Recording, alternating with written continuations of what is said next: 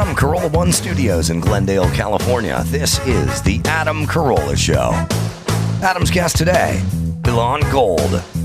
Plus, we'll do some news with Chris Laxamana, and now, less interested in what happened to Don Lemon on CNN than what happened to damn lemons on airplanes. Adam Carolla. Yeah, get it on. Got to get it on. No choice, they're going to manage to get it on. Thanks for tuning in. Thanks for telling a friend. Elon Gold back in studio. Back, by the way, for the third time. Third time. And let me just say this. You know, they said I wouldn't do well. That's what they said. They said he's not going to do well, not going to do very well. And, you know, you can't keep up with Adam. He's a quick guy, very quick, very smart, very bright guy, and you're not going to do well. And then you go on, and I think you probably did better than anybody. Nobody did better than me. That's true. Nobody ever came on and did as well as I did. And then they asked me back, and I did well again. And nobody does well twice in a row. Nobody does well. And then I said, how can I do this a third time? I probably can't. I'm probably going to be terrible, but, you know, I won't be worse than Don Lemon. All right. All right. I saw inside of a 24-hour period my favorite vanity plate on the back of an automobile and my least favorite vanity plate on the back one in a 24-hour span. Crazy. Now, one I saw in person on the 134, or I guess it was the 101 coming off the 405. That was yesterday. And then today I was tweeted one of my favorites, which we did not broadcast, but coincidentally, I was on stage in Vegas a couple of days ago. This subject came up, and I did 5 minutes on it, which is weird. And the bit is basically everyone calls, and it's an old bit from Loveline. Mm-hmm. Everyone always calls guys they don't like douchebags, but I always said a more effective replacement for that would be douche nozzle. That the nozzle's the part you actually ram into your coos. The bag may be hanging up on the back of the bathroom door. My point is if you really want to cut to the quick and get to somebody, you call them a douche nozzle, and the douche nozzle should replace the douche bag, and it would work. It would work if you said, like, some douche nozzle cut me off on my way into work today, almost got into an accident. It would work when, you know, the foreman showed up when the guys were running too long at lunch and go, come on, you douche nozzles, get back to work. Like, it would have a good application. It's fresh. It's new, and it will replace the tired old douche bag. Douche bag is tired and old. However, if someone called me a douche nozzle, I would laugh. I'd be like, it's hilarious. Well, that's kind of my point as well. There's an entertainment factor. Douche bag is so like Brooklyn, New York, the fucking douche bag, and it's so antiquated. It does need an upgrade, an update. Yes. So I'm going to vote for douche nozzle as well. Well, I was just getting into this. By the way, Chris is a big douche nozzle. Huge douche nozzle. Huge fucking douche nozzle. That does hurt. And then somebody tweeted me a picture of an actual douche nozzle? of a vanity plate that we can blow up, I guess, here. I don't know, is that a California plate? On there? It is, yeah. Kind of looks like it. We're going to have to enlarge it a little to be able to read it. If We're you looking guys... at a Ford Focus. I can't. Yeah, Ford it's a Ford Focus, Oh. and it says DCHNZZL. That's got to be douche nozzle. It's a California plate. This person had to have listened to me on Loveline when they were 14. That's crazy. And they've now That's graduated. crazy that your ego is that big. Yes. That you believe that 38 years ago, I think that's a German, it's Dutzschnitzel. Oh. Yes, and we're eating Dutzschnitzel for dinner, and then we're going to boil some juice. So it's like pounded breaded pork. Yeah. Served with a homemade applesauce. By the way, I can only make that joke because I am one, and it is a big day. I don't mean to interrupt this important douche nozzle thing. Pretty important. Okay, we'll get back to it, but can we just say happy birthday, Israel, 75th? Oh, really? Oh, Lord, believe. It's the big 75 years of them not murdering us. Is that... Congratulations. Thank you. Is that... I don't know what 75 is. Well, I'll tell you. Is it diamond? There's a great... Oh, it's funny. Or cubic zirconia in Israel's case? There's a meme that says Israel's 3,000 years old, but 75 years young, which is nice because it's true. The modern state is 75 years, but the actual land of Israel, the biblical, it's 3,000 years old, and yet we have no business being there. Anyway, let's not get into Israel. It's too early. Yeah, we'll let's get thrown off of YouTube. Yeah, let's get back to the schnozzles and the schlemiels. Important. Und we add a Dutch schnitzel. What is it? What do you really think? Duschnozzle. So wait, you think that you didn't invent the douche nozzle though? Not the actual device. No, but the wording, you thought of it? Well, I think there's something called a douche nozzle. I don't know. Okay. But I talked about it early and often for then there long it enough is. on radio, and it did pop up on someone's vanity plate. Yeah, it's what we call a coincidence. Could be. Yeah. What else? And what's the bad version?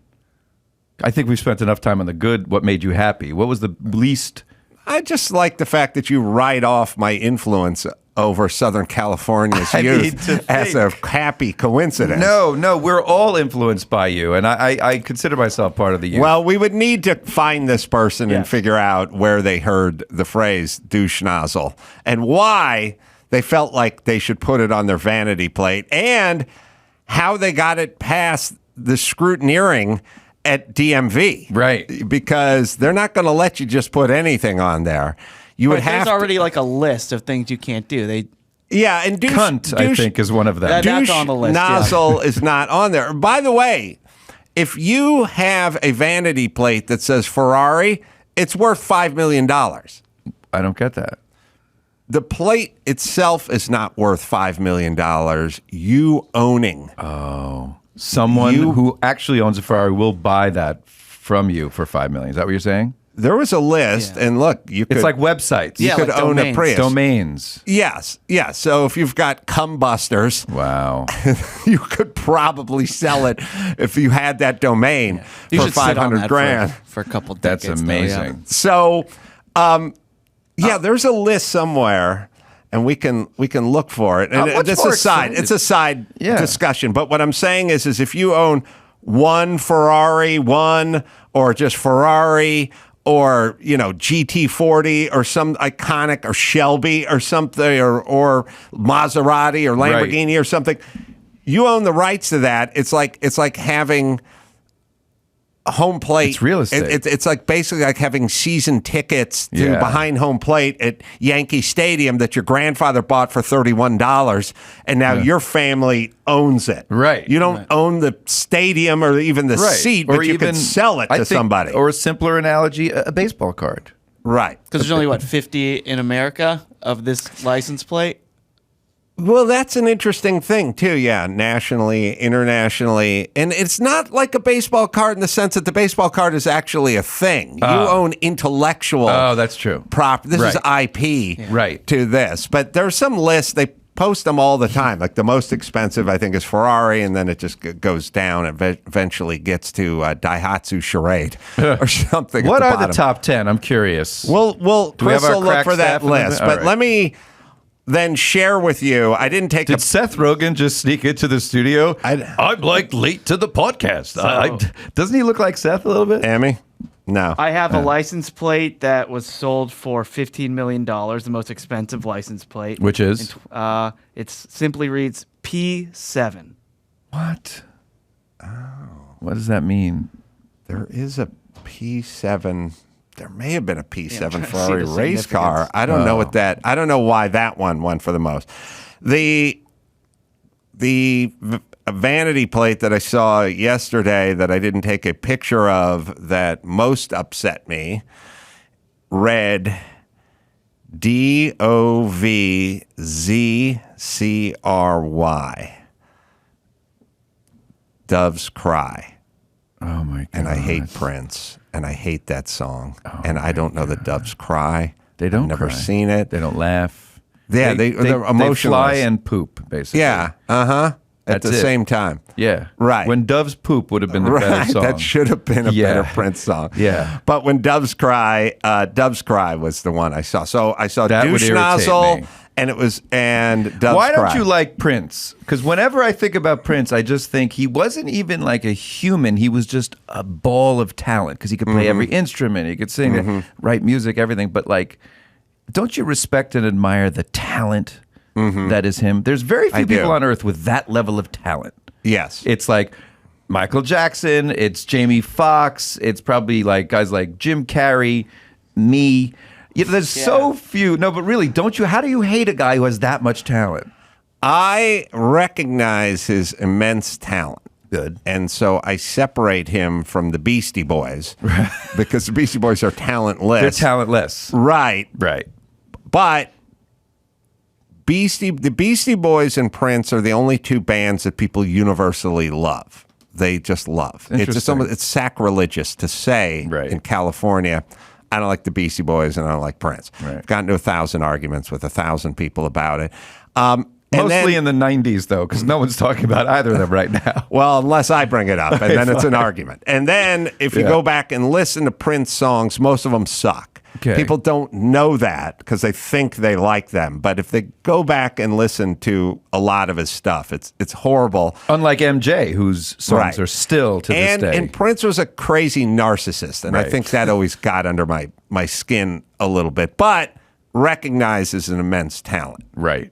Okay. Separate than the Beastie Boys. That's fine. So Dove's Cry really annoyed you. That was this morning you saw the that? license plate bothered the hell out of me. Yeah. But then it was all made better by my douche nozzle license plate. Yes. So now everything I'm went away. Now, when you see a license plate, either of those, do you do the thing where you pull up and go, I got to see the guy that has this or the gal that... Yes, this was a woman driving a Porsche Panamera, I think it was. I had like not the SUV, but the four-door Did you give the Porsche. finger to the Dove's Cry one?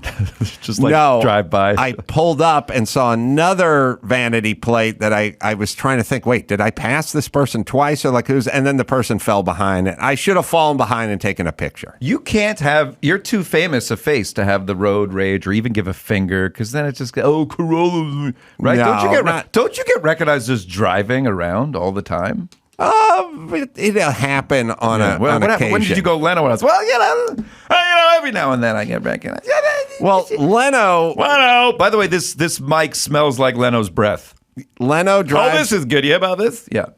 Leno drives around in a brass era car, like with wooden With spokes, that giant head. the giant head, and no sunglasses, Right, so and no roof, no hat. no bonnet, no windshield. Yeah. He's sitting 5 feet above the ground, and it's like you would look at Leno. If Geechee Guy was driving that car, you would all turn and look. Oh my God! I picked an obscure comedian. Amazing. I get that. No so one else does. I did it for you. Thank you. That's So- so sweet. Yeah, that's true. So you get recognized, but how often do people, even just the point or I got like me at a kosher restaurant. I got- can't walk into a kosher restaurant without getting bombarded, I got Norm Macdonald the other day for the first time in a while. and they don't even know he's dead. I got Norm Macdonald 3 weeks after he died. Oh, God. And then I got it in Vegas the other day. Wow. They don't. Human beings cannot form thoughts in real time, Right. but they go, hey, Saturday night, Saturday Live, You know live what's guy. crazy And about that's the Norm Macdonald and you thing? You're more vocally like him than physically. Yeah. Isn't that weird? Like your rhythms and voice naturally is like him. Now, obviously, you came first, so he just ripped you off. Mm-hmm. But really, that's what you said. You don't look like him. It's Yeah, weird we that had people pick we up had on the vocals. phases in our right? younger days where we may have had some similarities. Right? Did you physically. ever audition for SNL? No. You know, I did with Will Ferrell. It's not important. What'd you do? Let's move on. What'd you prepare? I did my Phil Hartman impression. I'm just a caveman. I did a lot of impressions. I did Howard Stern talking. Who do I do Howard Stern talking? Oh, well, this is last time I was here. You said my Stern was terrible, so I've worked on it. That doesn't sound like me, but go ahead. No, you actually called me out and go, that's not a good Stern. That guys, doesn't sound like guys in the booth, how good is this? Are you ready? Mm-hmm. Well, this is very exciting, Robin. Let me tell you something. This Adam Carolla, he's a know-it-all. All right? Well, you've said it all. We've said it all. We've done it. Can we do this at 11 minutes into the podcast? Can we call it? What else? There's a lot to discuss. Most expensive vanity plates are MM, California. I don't know why.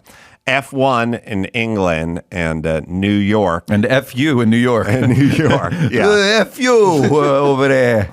So, and I don't know what they went for, but they're like millions of dollars, MM right? is 24.3. 24.3. Why MM? I don't know. F1. And all 20. these Persians are buying buildings. That's right. Well, we should have bought license plates. I can't believe license plates are this valuable. It's crazy. This is stupid. New York is 20. New York is 20 million. And then the rest are out of like Dubai and Abu Dhabi, and they're just like numbers or just short letter like AA or the number 1 or the number 5. The Prince sign. We revenue. had a limousine Yeah. that I bought with my buddy the Wheeze way back in the day. A Cadillac limousine, Fun. like a 64, like Elvis type Kennedy era, big black stretch caddy limousine. We bought it junker, I don't know, like $1,200. We had to like rebuild it and blah, blah, blah. And we used it as kind of a party mobile. Right. We had a vanity plate on it that said Elvis, but it was EE and then Elvis. It was like 2 E's and Elvis because you couldn't get Elvis. People would steal the plate all the time. Crazy. And then we would get a fucking ticket. Like think about California then, Los Angeles then, Right. and Los Angeles now. This car would be parked up in the hills of Studio City, up in the Donna streets, Hebrew Heights, they would call it. Thank you. And we're looking at a picture of it now. It's a big caddy. It's nice. By the way, you can see the bed of my Mazda pickup truck with my saw guide and extension paint pole sitting in the back of it, because that's what this. So think about then and now. We would get tickets because the car was parked on the street because somebody stole the license plate. So unfair. I got Unjust. my motorcycle towed once because my roommate took it to UCLA, got the license plate stolen at UCLA, drove it back to our apartment, left it on the street, and it was towed.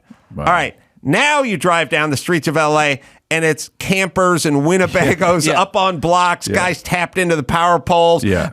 Some guy sunk a well. He's getting fresh water out of the ground. They've tied into the neighbor's cable system. And nothing. Just campers and trash strewn about everywhere. You couldn't do anything on the street. Like I said, license plate stolen, car ticketed the next day. Well, it's also, we're living in the time where you have up to $1,000 of stealable goods. Yes. Remember when you like grabbed like a Red Hot candy box and then you got busted for walking out with just a box of Red Hots? Mm-hmm. Now it's, oh, no. How much have you stolen today? Oh, 998 right this way, sir. Right. It's a crazy thing how times have changed. And they just... It's allowed. I think in San Francisco, I just saw a story about a Target or something that's literally we're putting everything behind Lexan. We're putting everything in a shark cage. It's all behind locked There's glass. no more. We It's can't. the good section of Costco. We can't leave. The good neighborhood. Right. You know the good neighborhood of Costco? Everything is like behind the glass. It's like, Mm-hmm. this is the stuff I can't even buy. We have a, speaking of LA turning to shit, I've been screaming about this crazy LA City Councilwoman who is blaming Toyota for the thefts of the catalytic converters because we're insane and she's insane. And, but I was listening to it earlier today and she kept saying they make it easy. And then I realized that used to be an old Toyota commercial. Yeah, that just flashed on me. And so I told, they make it easy. I told Ben, mash it up and let's have some fun. Toyota, who makes the Prius, that essentially has a device on their cars, which is super easy to remove. We make it easy. Toyota. That is put in a place that is incredibly easy to access in your car. We make it easy. Toyota. Manufacture a car that actually is not so easy to be stolen. We make it easy. So maybe it's Toyota's fault. It's good. They made it easy. They're admitting it. They're advertising to the criminals 20 years ago. We make it easy. Yeah, we make it too easy should have been the slogan. I was thinking about this crazy policy-making shrew in Los Angeles, and I thought she's blaming Toyota for making it super easy because there's a part that's welded on the bottom of their car in the middle of it. Right. But, as long as we're going down this road, they steal Toyota catalytic converters, but they steal Ford catalytic converters and Nissan catalytic. They steal everyone's catalytic converter. Shouldn't she really be attacking Sawzall, the Milwaukee tool company who makes the Sawzall, who makes it possible to slide under the car and hack through the exhaust pipe and steal the catalytic converter? Like, according to her logic, it's not the criminal's fault. It's the manufacturer's fault. But the real culprit here is the battery-operated Sawzall. Yeah. You could not do this with a hand hacksaw. And when I started off in the construction business, they made a Sawzall. Milwaukee made it. It's a reciprocating saw, bayonet saw, they would call it. There were no battery-powered ones. You had to plug them all in, and you had to drag a cord to get them.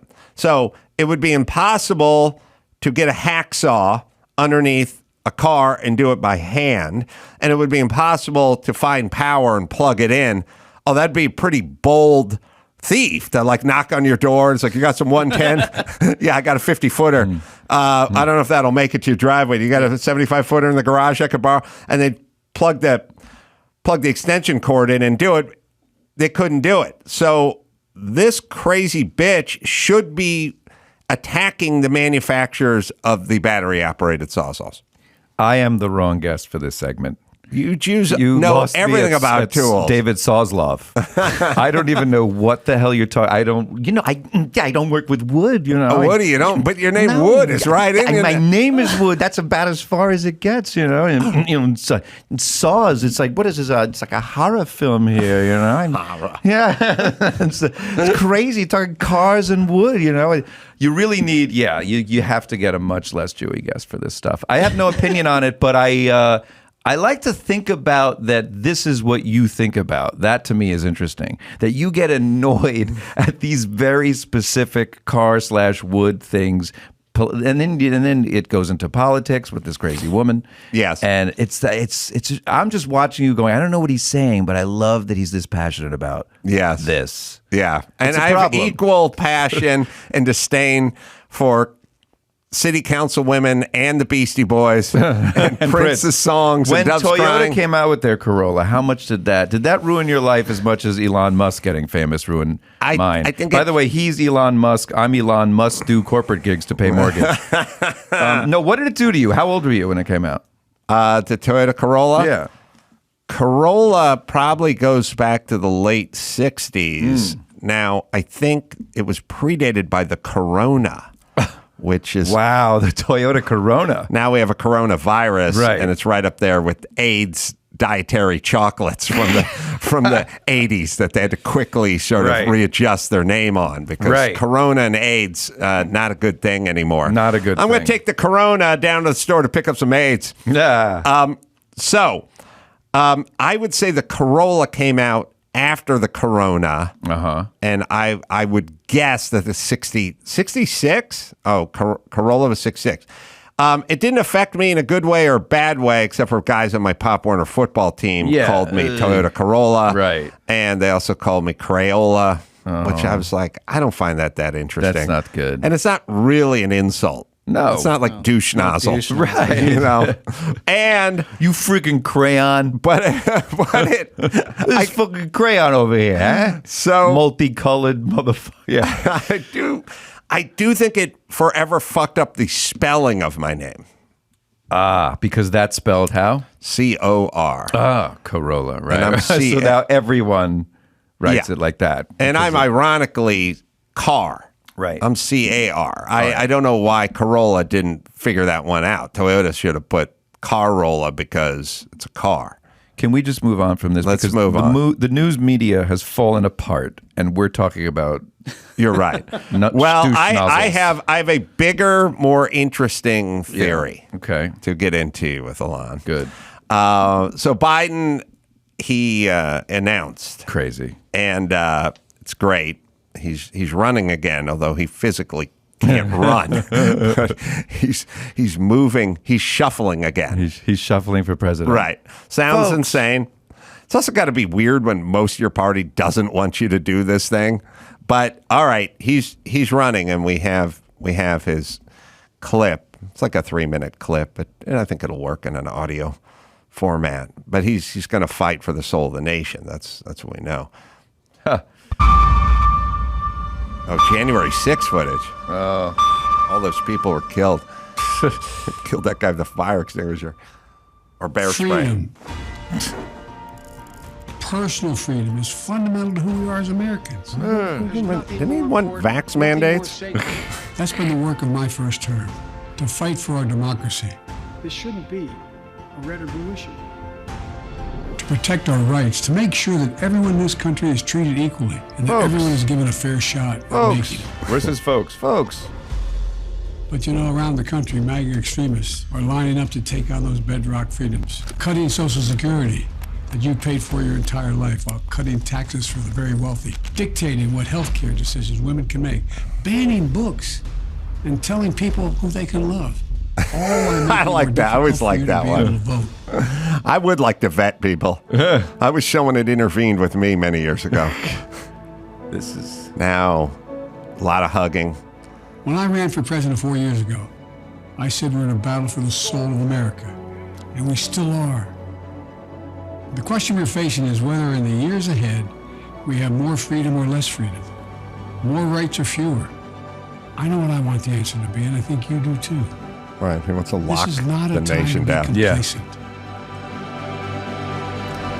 It's weird that him and Gavin Newsom That's both why I'm run running for re-election. on freedom. right. After locking Yes, I everything, know. after Right. trying to arrest people that were paddleboarding. I know we're good and decent people. I know we're still a country that believes in honesty, respect, and treating each other with dignity. That we're a nation where we give hate no safe harbor. We believe that everyone is equal, that everyone should be given a fair shot to succeed in this country. Thank you for choosing us. It's going to help Every black generation people of Americans has faced a moment be free. when they have to defend democracy. Stand up for our personal freedom. Stand up for the right to vote and our civil rights.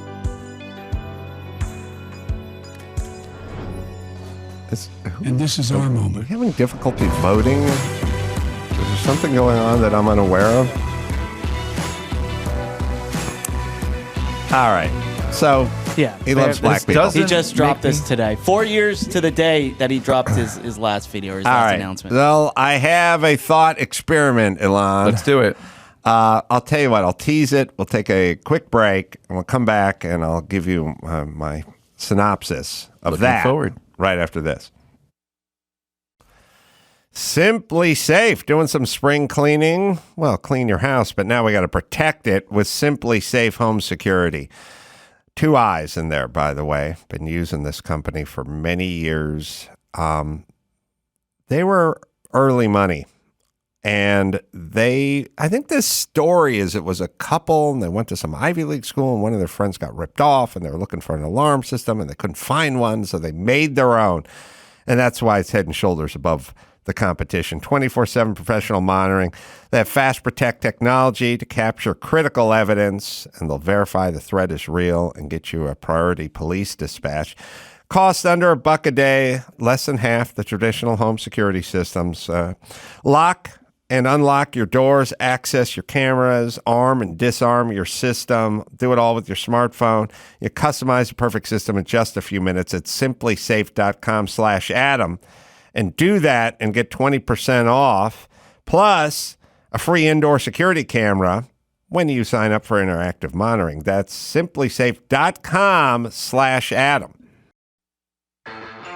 One of my kids got a cold in the height of COVID, okay?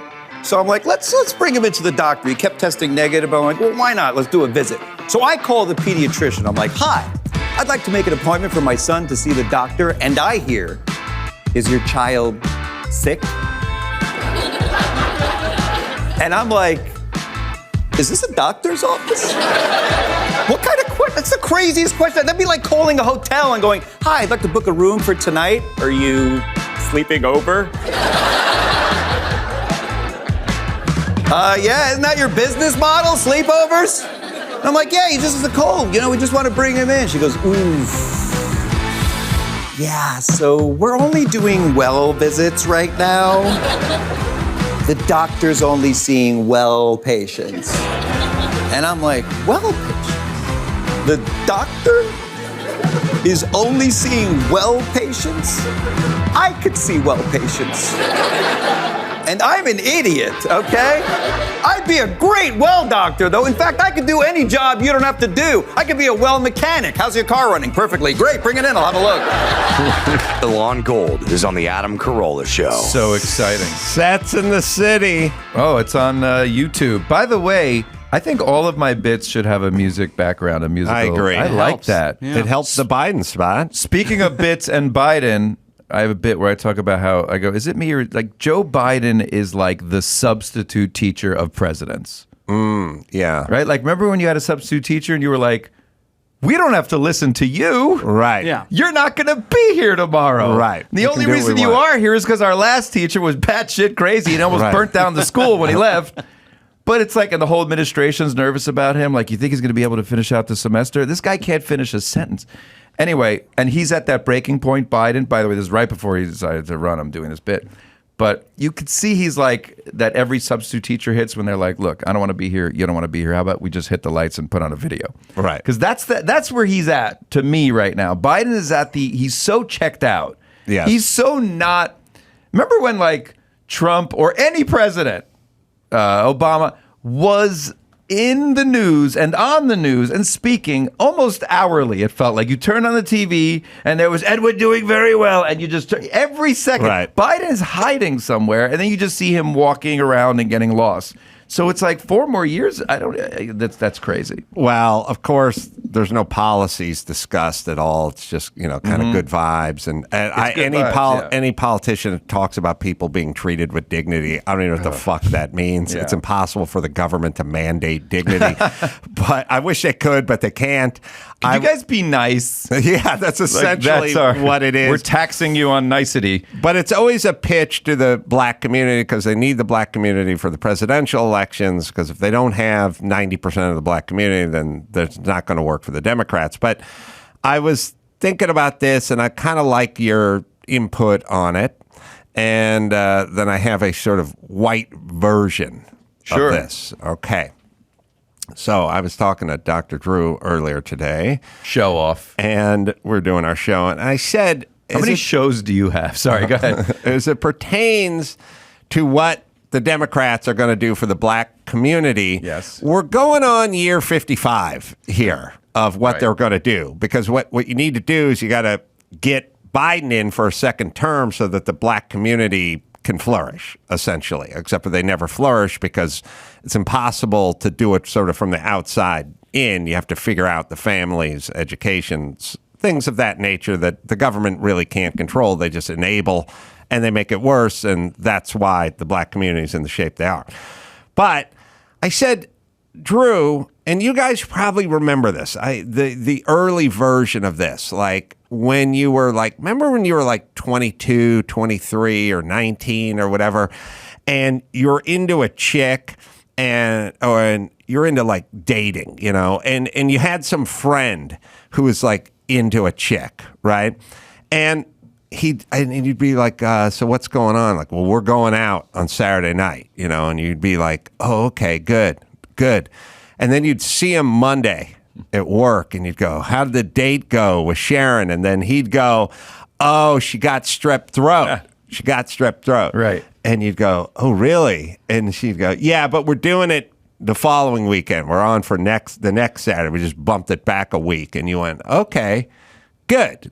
All right, good. And then you'd see him on Monday, and you'd go, how's the date with Sharon over the weekend? Her grandmother died. Yeah. Her grandmother sister died. came into town, and her grandmother died. cancer. And they couldn't. She had to bump it. She had to bump it another Yeah. week. And now you're dubious. Right. Like, you're like, right.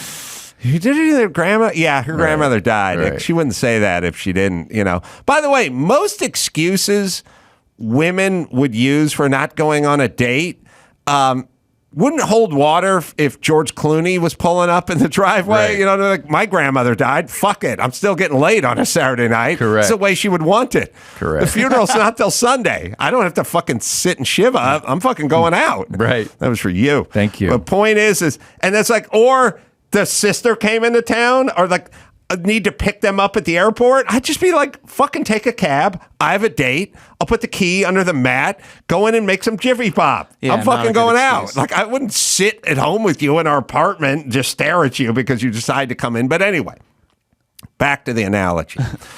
So now he has promised that the third weekend is the weekend he's going out on that date.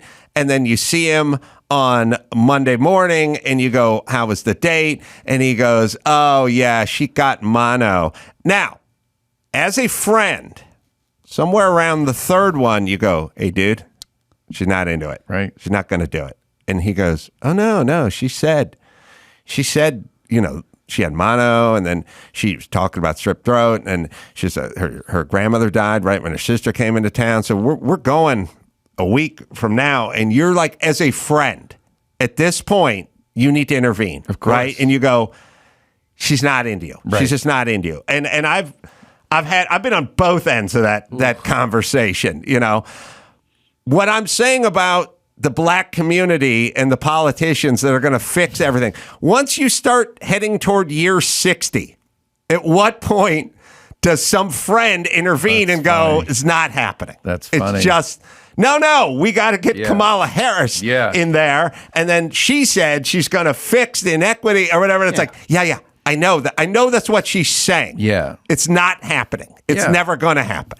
Well, I mean, clearly, I don't espouse to your theory that the black community isn't doing that well. Oh, you're right. I mean, come on. Many are. You're right. I shouldn't paint them with one brush. But the group they're talking that isn't doing well within the black that community. They say they're going to fix. They're not helping them. They're not going to fix. They're not saying we're going to fix Dr. Huxtable and Jay-Z. They're like this community in Baltimore and the inner cities. Yeah. We're going to educate them. We're going to take it right. That's just not happening. Right. Not happening. And even one of their own, Obama, didn't do anything to help that part of that community. in two terms. Now, can I give you the but white? that's a good analogy. It's a good analogy, right? Yeah.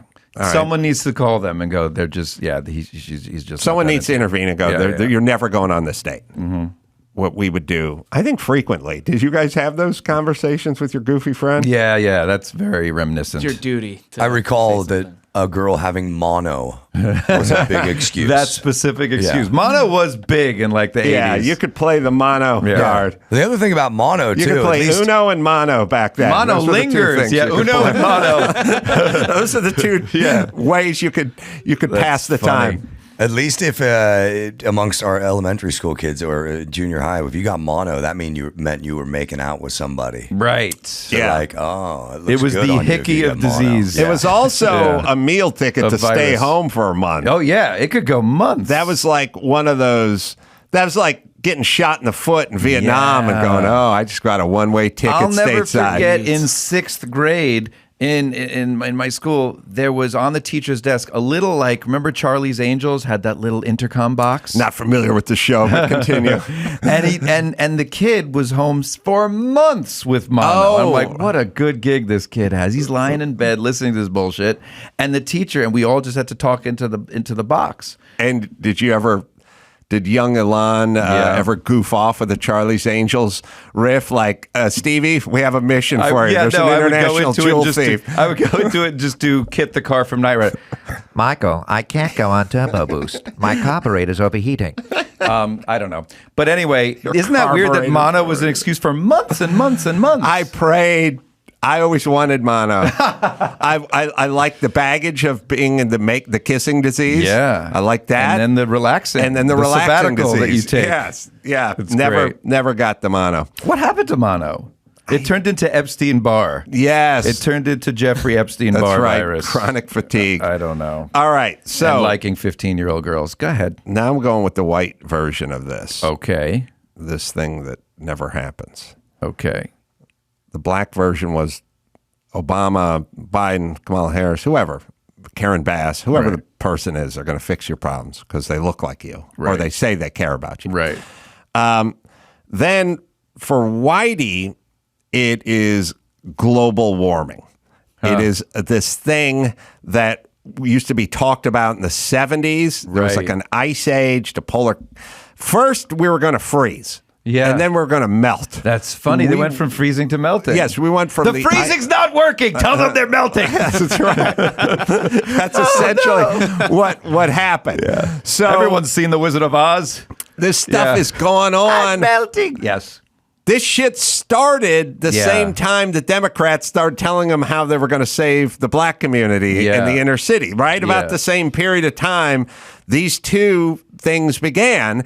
And this was the white man's version of it. Like, oh, okay, we got to get this guy in office because Al Gore is going to fix this shit for us. And then 10 years would go by and they'd start talking about we're going to be out of fuel and we're going to be living underground. There's going to be an ice age. Then that sort of morphed into a lot of ozone talk and acid rain talk, like a lot of acid rain when into Canada was blowing into Canada. I don't know what happened to acid rain. There's a lot of you can't use that Aquanet because you're destroying the ozone because of the propellant in the can. And now we're on year 57 of this. And we're still pitching it the exact same way. Hey, black people, I'm going to save the inner city and get you educated and get you reparations, get you paid. Hey, scared whitey living in Malibu, here's what I'm going to do. I'm going to shut down them nuke plants and them coal plants. I'm going to do all this stuff. And no one ever stops and goes, it's been 50 fucking years. Yeah, and no one has done anything. By the way, but you do believe that, I don't believe in the scare tactic and it's totally overblown and we're all going to die next Tuesday. But you do believe the environment needs help based on all of the pollution in factories and car emissions and da-da-da. You do believe we are in somewhat of a crisis. It's just not what it's not going. The Earth isn't going to end in 10 years. I mean, I have a bit about it. I'll get into that in a second. All right. But get the music bed fired up. Yeah. I have a bit that mocks people who are frightened by global warming and all that. But you do believe there is a problem. I know that's off point, but let's just cover. I believe there's changing going on and warming, and I would never deny that. Right. I believe that some of it is human. Some of it is just that's what the globe does, and the other part is caused by humans. We think we're going to solve the problem if we can get Santa Monica to get the recycling program together. Right. It's really China and India that we have to deal with. So we're going to talk about it, and we're going to leave China and India and other developing nations that are running off of coal out of the equation in a conversation that has the word global in it. Right. Then I'm not really listening. How are the white folks not aware that this is date number 17 that she canceled on you? White folks, everyone needs an older brother named Kurt who just taps him on the shoulder and goes, this global warming shit I've been hearing about for 55 years. Get the fuck on with your life. And then Kurt can go to the black community and go, if Obama couldn't get it done for you, no, Biden isn't. Right. So let's just fucking focus on focus on your homework and keeping the family together. We'll see what that does. So because this is a comedy show of sorts, allow me to do this for you. No, I've just been talking about this recently in my act where everyone's walking around now saying we're living in the craziest time. These are the craziest of times. And I'm always like, really? Have you read the Bible? Things have calmed down considerably. Thank you. Things have calmed down considerably. And then I go, even our big problems. This is good, by the way. Even our big problem, like global warming, that could be a big problem. But it's reversible. We could all do our part. You know who couldn't just show up with little baggies to Trader Joe's? Noah. Okay? If Noah was here today, he'd be mocking us. He'd be yelling at us like all Gilbert Gottfried and be like, oh yes, like switching to paper straws will prevent the planet from imploding. Yes, I'm sure that the Earth will go another 10 billion years because you and 3 other schmucks decided to use the carpool lane. Yes. I'm positive that God's up there going, oh, look at the green, blue, and black garbage bins. What effort these people put in. I must save them. Anyway, thank you for that music. But the point is, I'm mocking, listen, not to get all godly here, but if God wants the earth to be destroyed, he will destroy it. We've read this before. And then if you really are knowledgeable in bibliology, you would know that God actually promised humanity that he will never do that again. After the Noah thing, he promised humanity, I will never destroy the earth again. That was the rainbow. So it's all just bullshit. No, but I do think there are issues that we can reverse, and I think we could do our part. I think they said Noah had 2 wives. Noah had a lot of things going on. And if I were Noah, yeah, after you got to get 2 of all the animals so they can procreate, right? Yeah.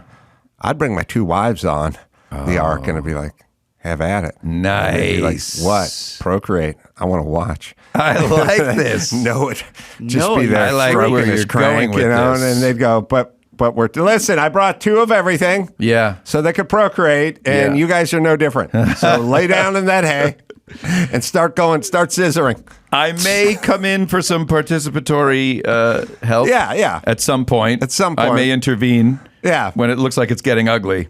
But mainly I'm just going to pull up a stool and a goblet and watch. Yeah.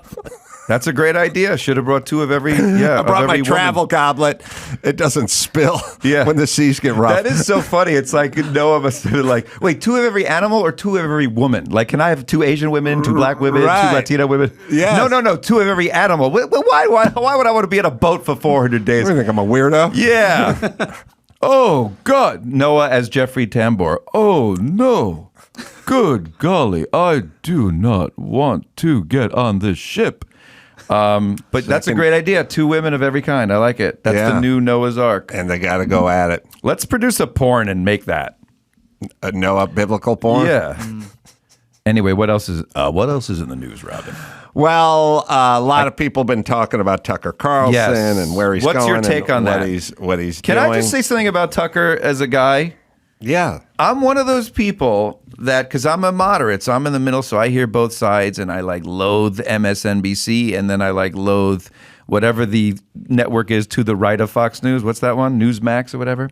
I don't know. So whatever. Yeah, I hate Newsmax. both of those extremes. So anyway, that being said, someone like Tucker, to me, and even Candace Owens, and I'm talking years ago, I used to like them and go, they're making sense. Like what they're saying is true. And they're making sense. And then both just went off the rails. And Tucker now veers into racism and she's crazy backing Kanye and all that stuff. And I just am so not into either of them. But they make sense, or they have made sense in the past. And they were vilified even back then, before they went off the rails.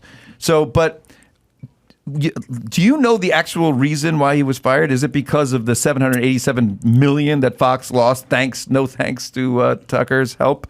I don't think so, and I will figure it out. I mean, I'll talk to him. I'll get to the on the bottom case. of it. I think we have a clip of the top of my show last time he was on because people were saying, well, maybe he was on this show? Yeah, maybe there's some clues. What do you think of him as a guy and as a journalist and as everything? What do you think of him? Oh, I love him. Oh, you do? Oh, yeah. Even He's one now, of the most you don't think gracious he's guys I've ever met. Really? Oh, yeah, for you sure. don't think he's gotten a little too righty crazy? He talks about stuff that other people don't want to talk about. I get that. That have a lot of like implications or whatever, but I don't. Well, we'll cover it. Let's take a look. We'll play it. Let's see. And so we'll circle back to a conversation we're having off the air, which is I'm profoundly flattered that you use my sort of hang your own shingle, do what you love to do in a place, in a space that you love to do it. And, don't answer to the man approach to broadcasting. Well, it totally changed my life. And as I was, and then you mimicked it, and it's been easy and fruitful and much more easier transition than you probably could have assumed at the beginning. It was an amazing experience. It was 2017 or 18. I was on book tour. I wound up booked on your show. And I was completely confused to get the directions at some warehouse in the San Fernando Valley. And I show up, and you have this whole world built that you own and you control and fill with people you like. And then we did the show there, which I loved. I still remember the topics. But the takeaway for me, and I got in the car, and I said to my producer who's in the car, who's actually sitting about 10 feet away right now, I said, I'm doing this. This is what the future looks like. And at that point, I'm like pushing 50 and I'd been in the same business most of my life and I keep ascending. Oh, I'm so successful.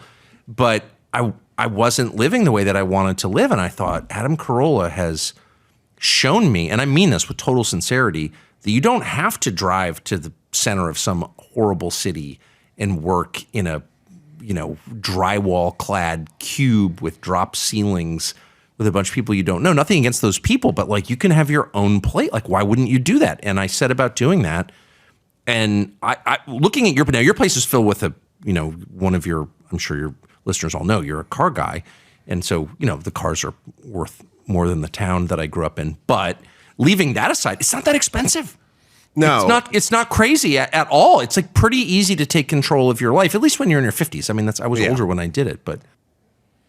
Yeah, so maybe that's part of the answer. Oh my God! First of all, I didn't know he was your girlfriend. I'm sorry. I didn't mean to. He happens to respect what I do. What a fly on the wall to that third date that you just went on. He didn't cancel on you. I'll tell you that. That was a love fest. I'm sorry. I didn't mean that, Tucker and Adam. I'm sorry. I didn't mean to intervene in your love. But here's my point. I saw a clip recently about him talking about immigration. It's like, yeah, I'm all for all of the things that anyone with common sense when it comes to immigration, not just open borders and all that stuff. Of course, no country should have that. But then again, it just veers off into this like racism against the people that we're blocking. It just becomes that, and you just hear it. It's like he doesn't even hide it sometimes. So that's when the crazy lefties go, oh, this guy is an evil racist, which he's not. He's not, but he sounds like it, and it sounds like racism. Well, the big thing he got in trouble for is the replacement theory part of this. Yeah. Which is nuts. They basically assert that he created that or that he echoed it or he whatever did. But you got to think about politics. And I watch Tucker, I understand, I hear what he has to say. The replacement theory is not a theory that Tucker Carlson started. It's a Democratic plan, which is if a certain group votes in mass for you, then you would like more of those people to vote. The right would do this as well. Anybody who wanted anything, if you just went, well, Hispanics vote overwhelmingly for your side. Let's get them in here.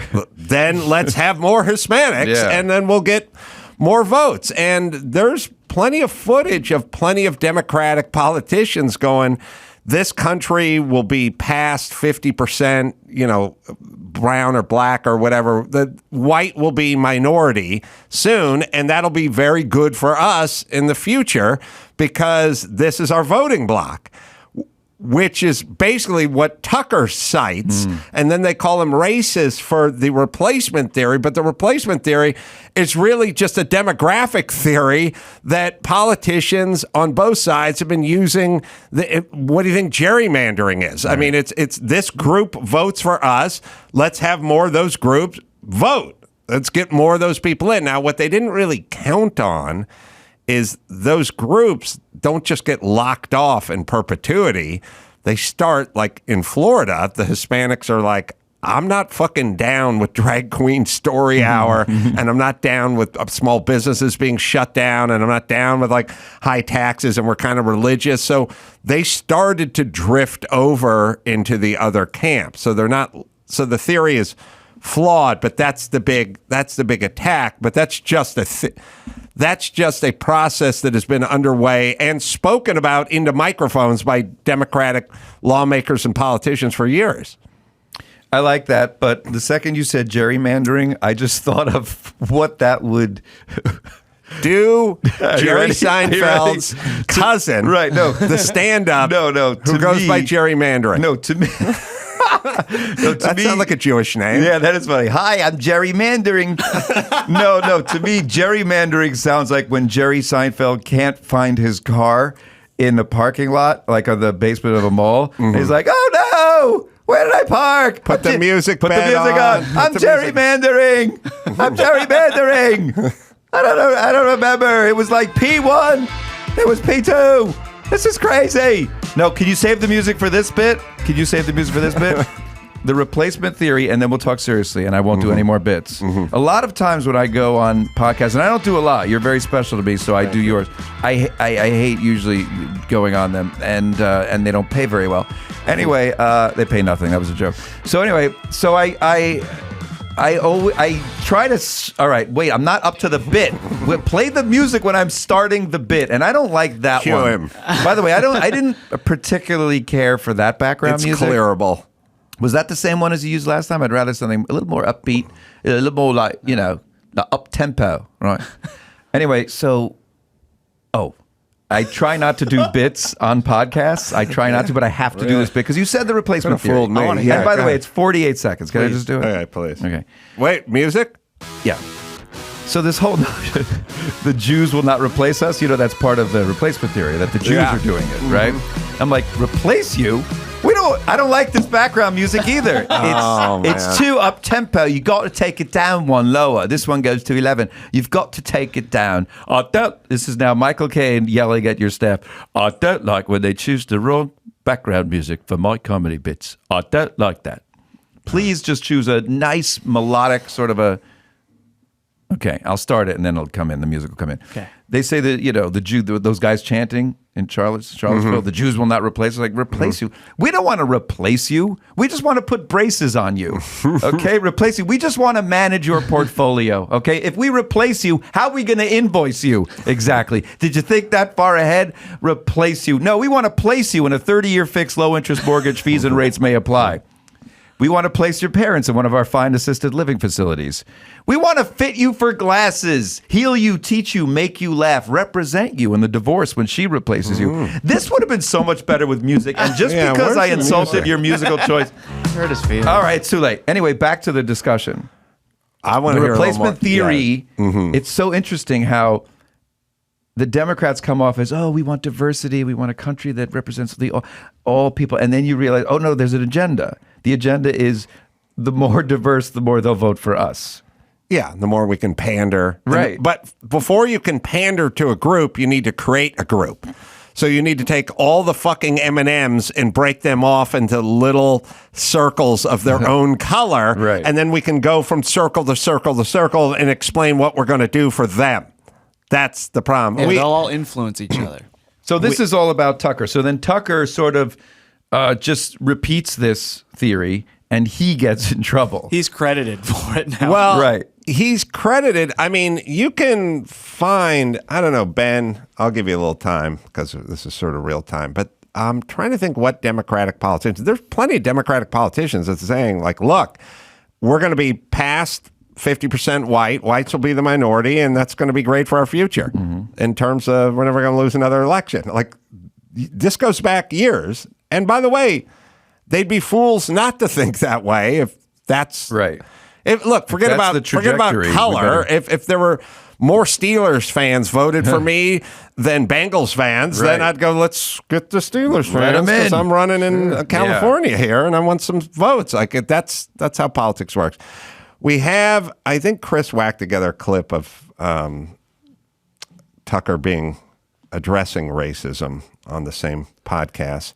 Right, yeah, because he gets accused of being racist a lot, or in his thoughts on race. So you guys definitely got into that. First one, we have the MS. Maybe we'll play the MSNBC one.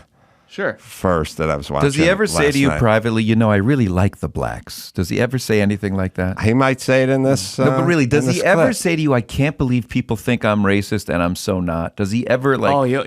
he does. Watch the clip. Okay, fine. No, I meant in private, but okay. But why we don't need private? Okay, we have public. Everything's public now. It's all public. Yeah. So this is the last word, and this is Ali Velshi. So what made him catch fire at Fox? As the New York Times puts it, Tucker Carlson stoked white fear to conquer cable.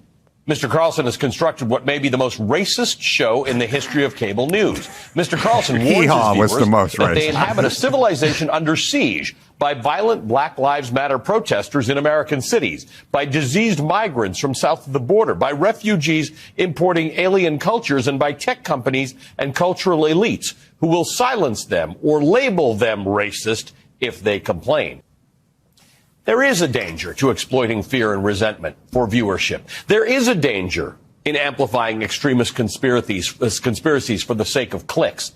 But there is little reason to believe that Fox has all of a sudden recognized that danger. And as a result, whomever succeeds Tucker Carlson in Fox's coveted 8 p.m. time slot will be contending with an audience that has grown accustomed to watching the man who curated the most racist show in the history of cable news. Wow, that's a lot. But I do feel like if there was a most racist podcast, Yeah, it'd be this one. I'd like to think I was number one. Yeah, you're you know what I probably mean? number Like, one. Who wants to be think top five? He's just angry that he has alopecia. That's the problem. That's Allie. He is as angry as Jada Pinkett Smith. That is so uncalled for to call him the most racist show. It's like history. But I always like when they go stoking division. Yeah. Like that's all you do is Yeah. talk about race. Yes. That's all you do is talk about race. Yes. All right, we'll play Tucker and his take on race with me on our bro date. I like that. This is in Tucker's hotel room. Oh, really? I betted him after And that. that's an urn with ashes to his career behind him. Oh. I'm sorry, Tucker. I'm kidding. It's it's out there. Go ahead. Yes. I mean, the endless attacks on the whites, and I'm not defending white, but plenty of, in fact, most people who know me are white, okay? But to attack any group as a group is by definition like a Nazi move. Like what? What?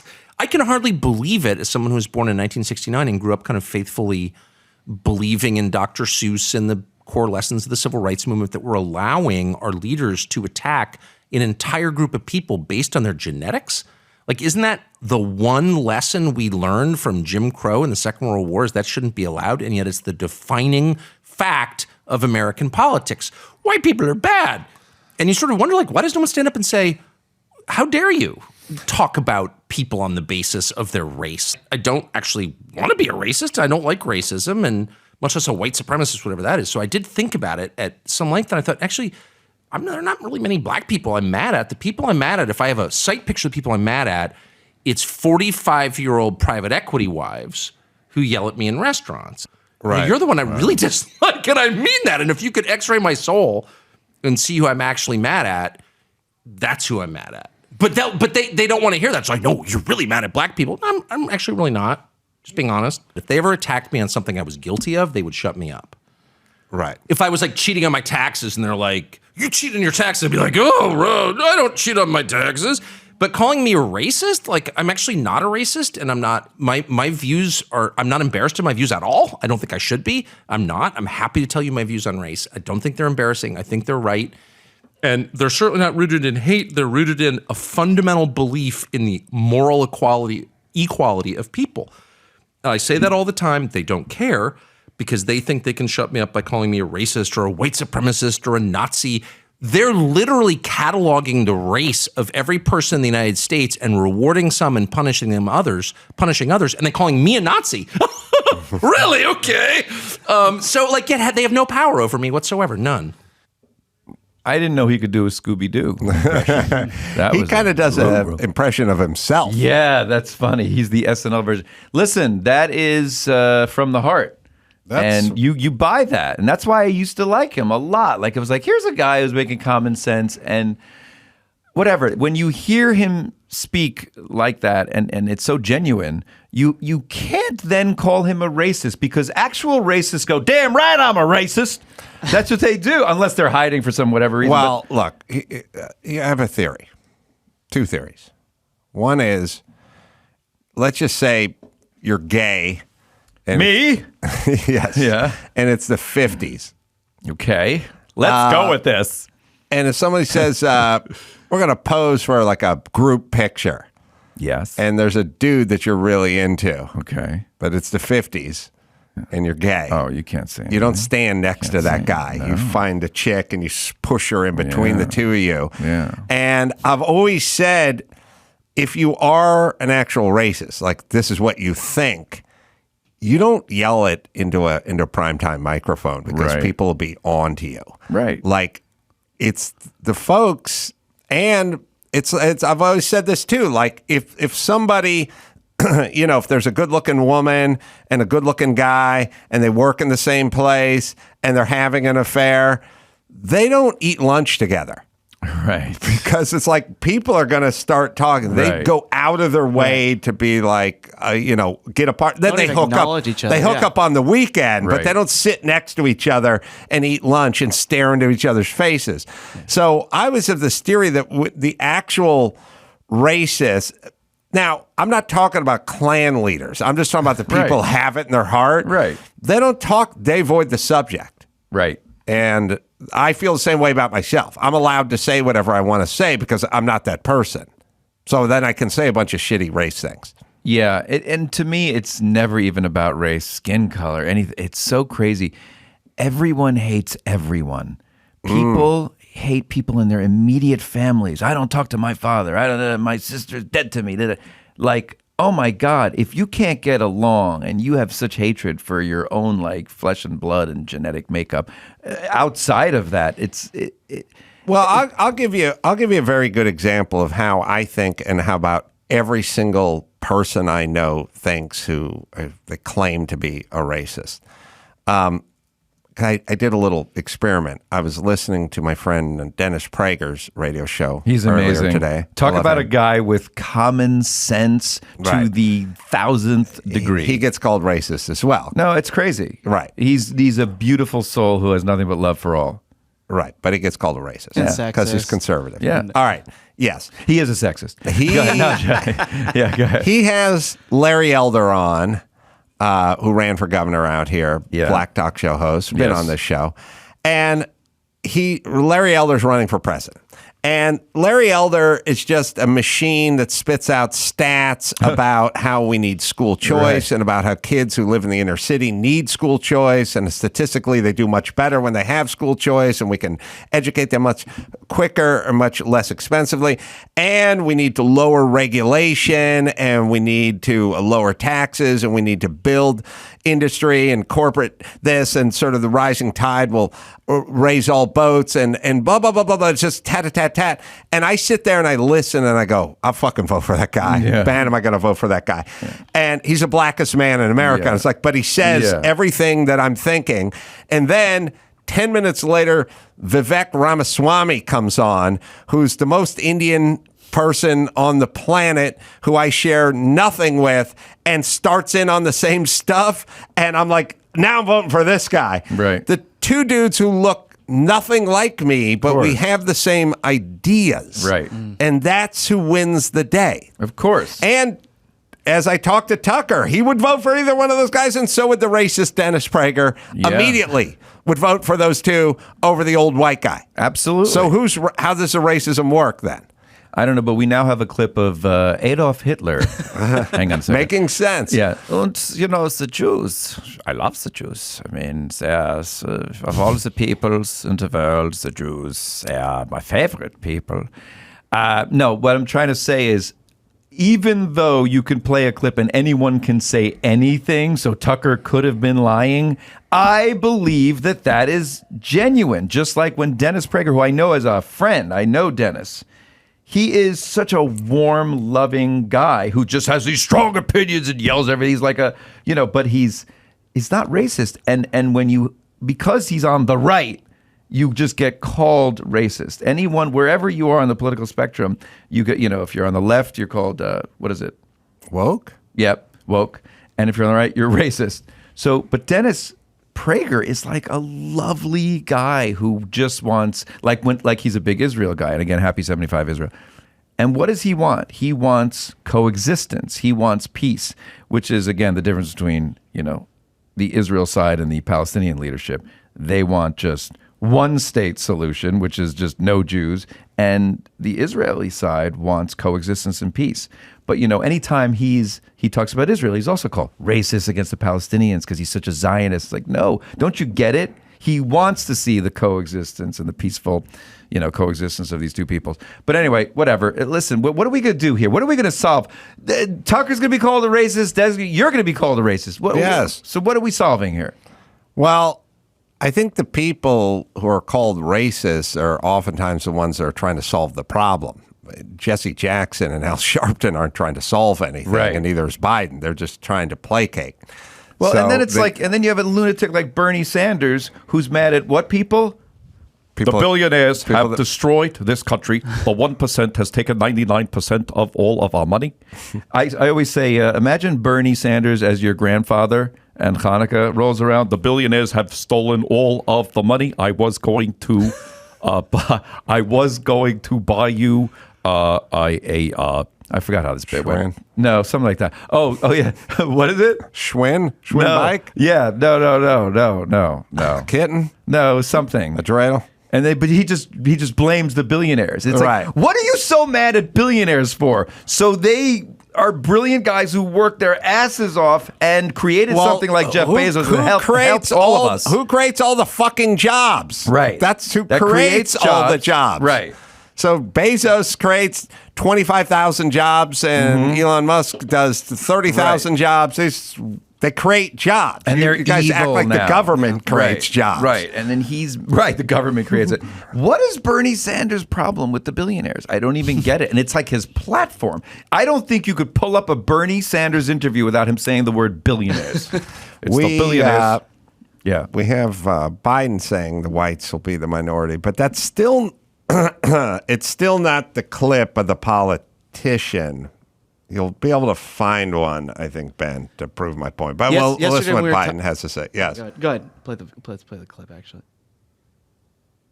Folks like me who are Caucasian of European descent, for the first time in 2017, will be in an absolute minority in the United States of America. Racist. Absolute minority. Fewer than 50% of the people in America from then and on will be white European stock. That's not a bad thing. That's a source of our strength. That makes no sense. So if we got down to 4% white people, we'd be a behemoth, a superpower again. It's a good thing because that's how we're stronger. Right. And if we can get a black mayor of Chicago, then she's going to fix the problems with the black kids getting shot. She fixed everything. That's racism right there. The nonstop talking about the demographic. All right. We'll take a quick break. We got news and Elon right after this. AG1. I take AG1. Buy Athletic Greens daily. You can feel it immediately. I gave AG1 a try for gut health, increased energy, immune support, and it tastes great as well. And I take it in the morning, put it in the shaker, and just shake it up.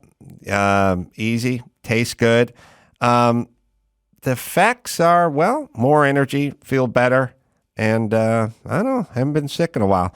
Easy to fit into your lifestyle. It's the healthiest thing you can do in under a minute. Just 1 scoop of powder mixed with water once a day. Every scoop is packed with 75 vitamins, minerals, and high-quality whole food sourced ingredients as well.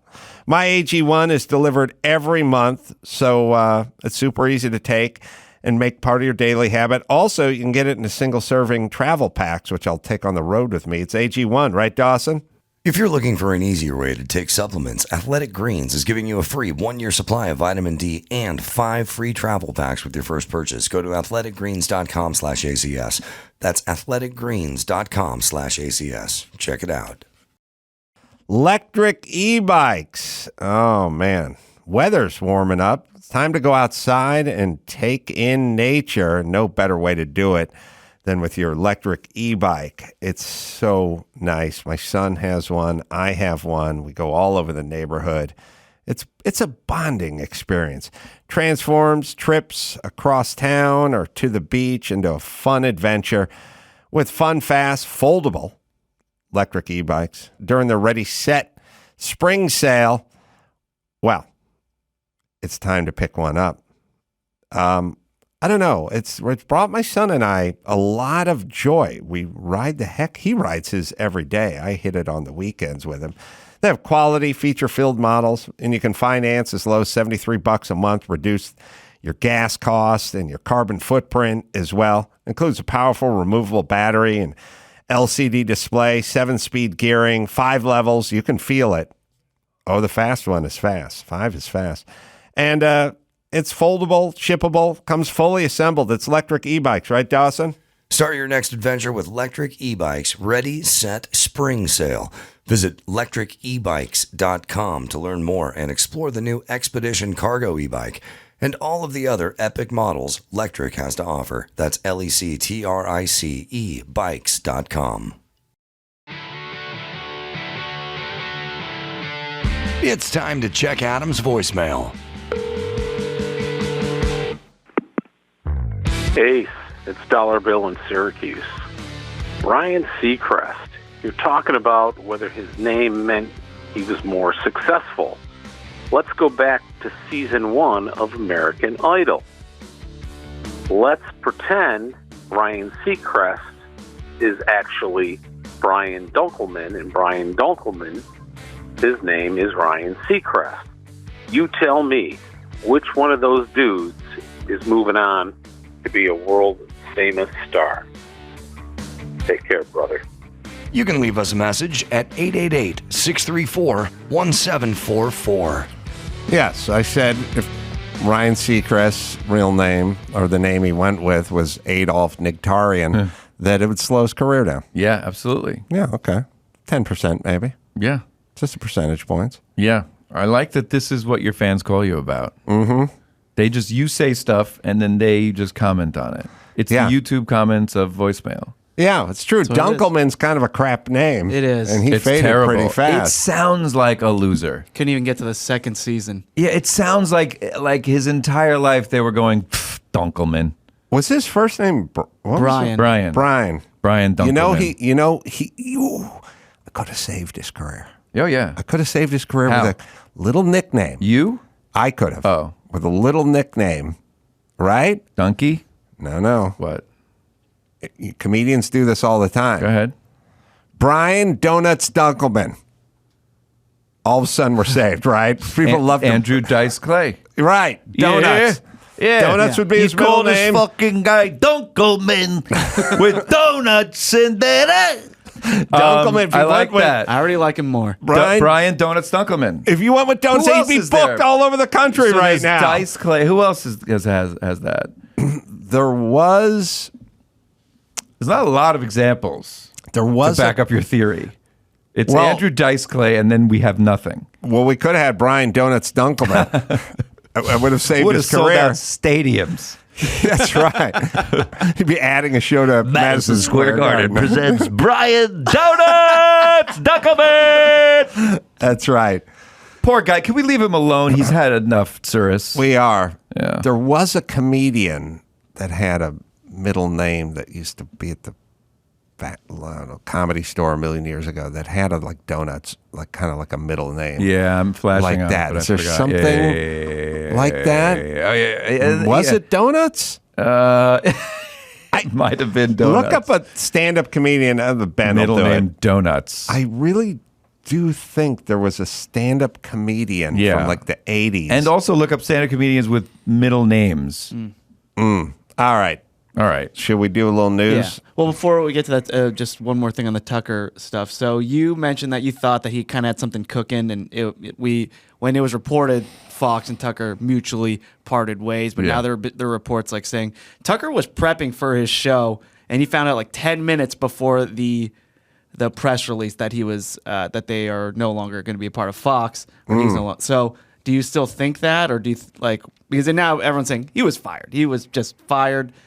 Most likely because of the Dominion case, which, by the way, Fox's stock has dropped a ton since he's gone, so he may actually be worth more than what they lost. I really don't know. I just assume he's going to do something that he finds interesting after Fox, and he'll land on his feet. But I'll talk to him. I'll figure it. I'll figure it out. I'm swinging by his hotel after the show. Nice. Can I come? He dropped the key off for putting you. on something slinky. But sometimes they don't. Sometimes people don't land on their feet. I mean, look at Dunkelman. Look at even Megyn Kelly, who is not really in the zeitgeist anymore after that Fox thing. Yeah, but she's still hammering checks with SiriusXM. Yeah, she says fine. But I'm just saying, who's the other guy? The first guy got fired from Fox News for the sexual stuff. Bill O'Reilly. Bill O'Reilly. Come on, irrelevant. He's not.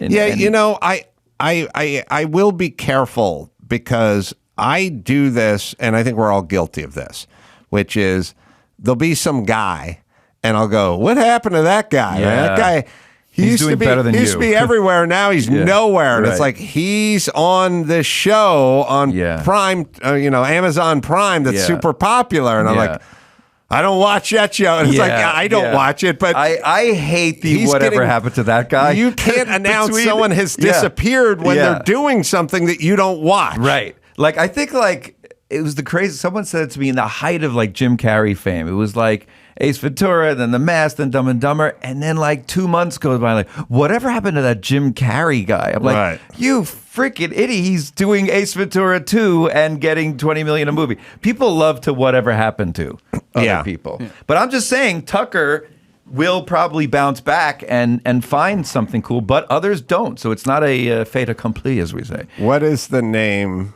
Is there a comedian with a middle name called? Oh, we're still on that? It's driving me He's going to be nuts. on it till we I'll be on it until we're done. Yeah. I think there was even a female comedian with also a funny middle name.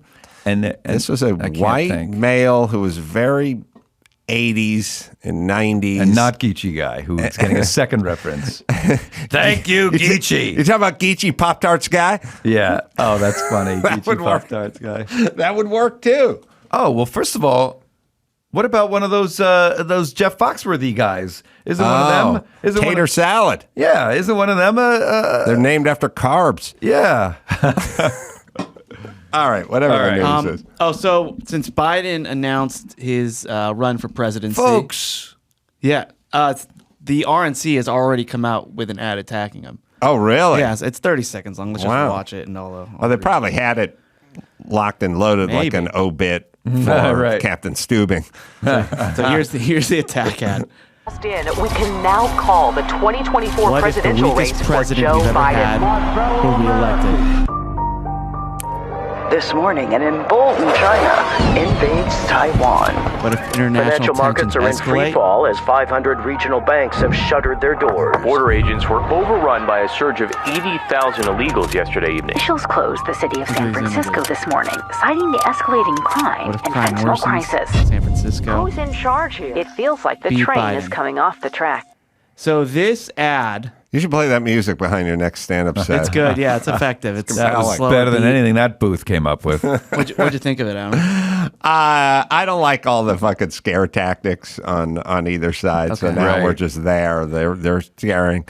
And let me just say that we're gonna win bigly. We're probably gonna win more bigly than anybody. Right. Nobody won as bigly as I did, and it's gonna be a bigly wiggly, and we're gonna do very well. I've got a lot of people. I've got Kanye. Kanye, he's, and it's a problem because he doesn't like the Jews very much. And I've got a Jew daughter and some very tiny little Jewy grandchildren. And I've got to make a choice between Kanye and Ivanka. I got to make that choice. But we're going to win, and we're going to win bigly. Well, Mr. I'm glad Trump, we stopped for that. I'm really excited to see what ads you come up with. What? Yeah, I'm really excited to see what ads Mr. Trump comes with. I'm, in general, the party that wants to talk about taxes and overregulation and the threat of China, I would tend to listen to more than the party that tells me I can be free to love who I want to love, which is more sort of ether nonsense, Michelle Obama talk, where everyone deserves a seat at the table and no child should go to bed unloved or something. It's things that are sort of nebulous, things that are not controllable or quantifiable. I'm a little more like, what's the corporate tax rate going to be? Yeah. And the GDP and the debt and whatever. All right. Put the ad back up. And now I'm going to tell you guys something. This ad was created with AI. These are all AI-generated images. So just play it again on mute, and you can see it looks a little off. Now call the 2024. So they made an ad with AI.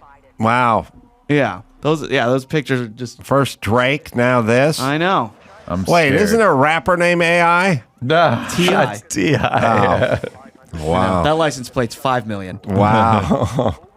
Yeah, so these are all just computer-generated images that they just... I should have made my rap name AI. You should have. You should have. You know what I went with, Elon? What'd you go with? Man A's. The white rapper. You know what I mean? I like that. That's strong, right? That's very strong. Did you ever cut an album? You ever drop me and some lyrics? Brian Donuts Dunkelman did a spoken word about 6 years ago. It didn't really get off the ground. Sad. We thought we'd sell it to Netflix. Yeah. Anyway, it's not interesting. By the way, who do you think's the front runner for the Republicans? I thought it don't was know. DeSantis till like 2 months ago. It was DeSantis like a few months ago, Yeah. and then it turned into Trump, and I don't know. It's going to be funny.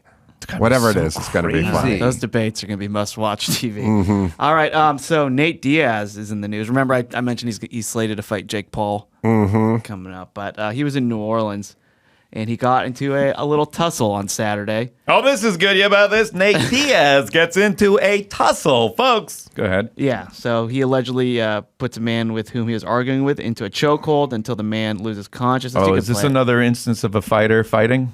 Yeah. It is, yes. I was trying to watch this, and I couldn't really figure out who was.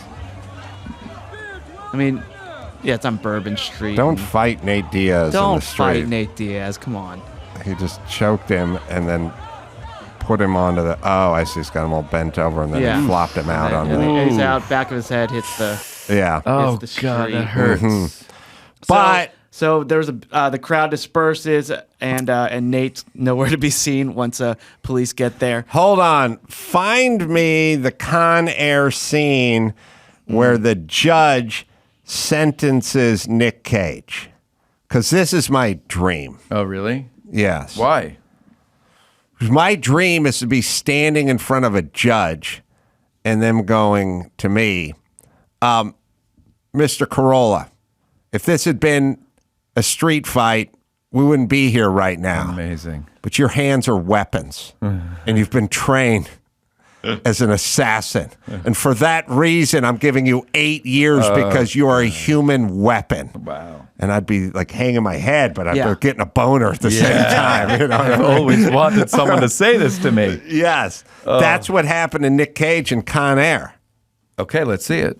Well, it's going to take a minute. You got to scour the there's a internet. crack team over Because he's here. going to Captain America. He's not getting in trouble because he was getting in a street fight. He's getting in trouble because he's a trained weapon.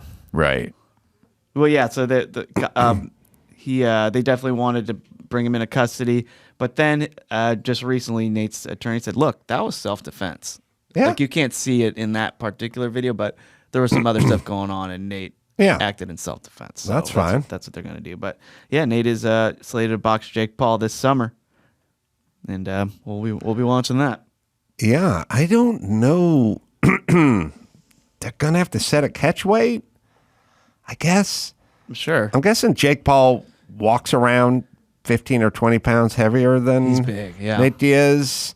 And Nate Diaz would fight at like 154 or 165 or something like that. They're going to have to set a catch weight at like 185 or something that they're going to meet at. I would assume it's got to be a catch weight involved with that. Yeah. Let's see. We're in the. Yeah, I'm not seeing what the catch weight is yet. Oh, this is the scene. This is here my we go. dream scene. Fight weight's 185. What? It's what? 185. Oh, the exact number I just said? That's the one, yes. Don't do that. Go, you were right. Woo! Woo! 185. Don't inform me of the thing I just informed What you are you? of. What are you? His ex-wife? This is This is like a marriage thing, right? Where you can't just go, no, you were right. You were Yeah. right. Why No. can't they This do is- that? you know what this person Why is? It's can't fine. he just go, you were Alon, right? it's No, fine. I'll tell you who this is. Yeah. This is the person where you go, is it Melissa? And they go, it's Melissa. And you're like, yeah, cunt, just say yes. Yeah, just say yes. Yes, That's I so hit it. funny. 185. Is it Melissa? But that's a catch weight, right? It must be. It just said that that's going to be their fight He's weight. up. The other one's down. We'll see you at 185. All right. This is my dream scene, Elon. Okay, I'm excited. I'd have a boner in that courtroom, though. Wouldn't you? now. Well, this is what you want. That's your fantasy. I don't want to do the time, but Right. I You would want to hear the sentence. Yeah. Oh, yeah. And I want to roll on it. I don't want a fucking court sketch artist drawing that. Yeah, I we want need- a tape. I want tape. Wow. Being called a human weapon. Also, I did learn from the scene what that first setting on the overhead fan was for. The one that barely moves air. It's for is that what it courthouse is? scenes. It's the courthouse It's heavy courthouse scenes.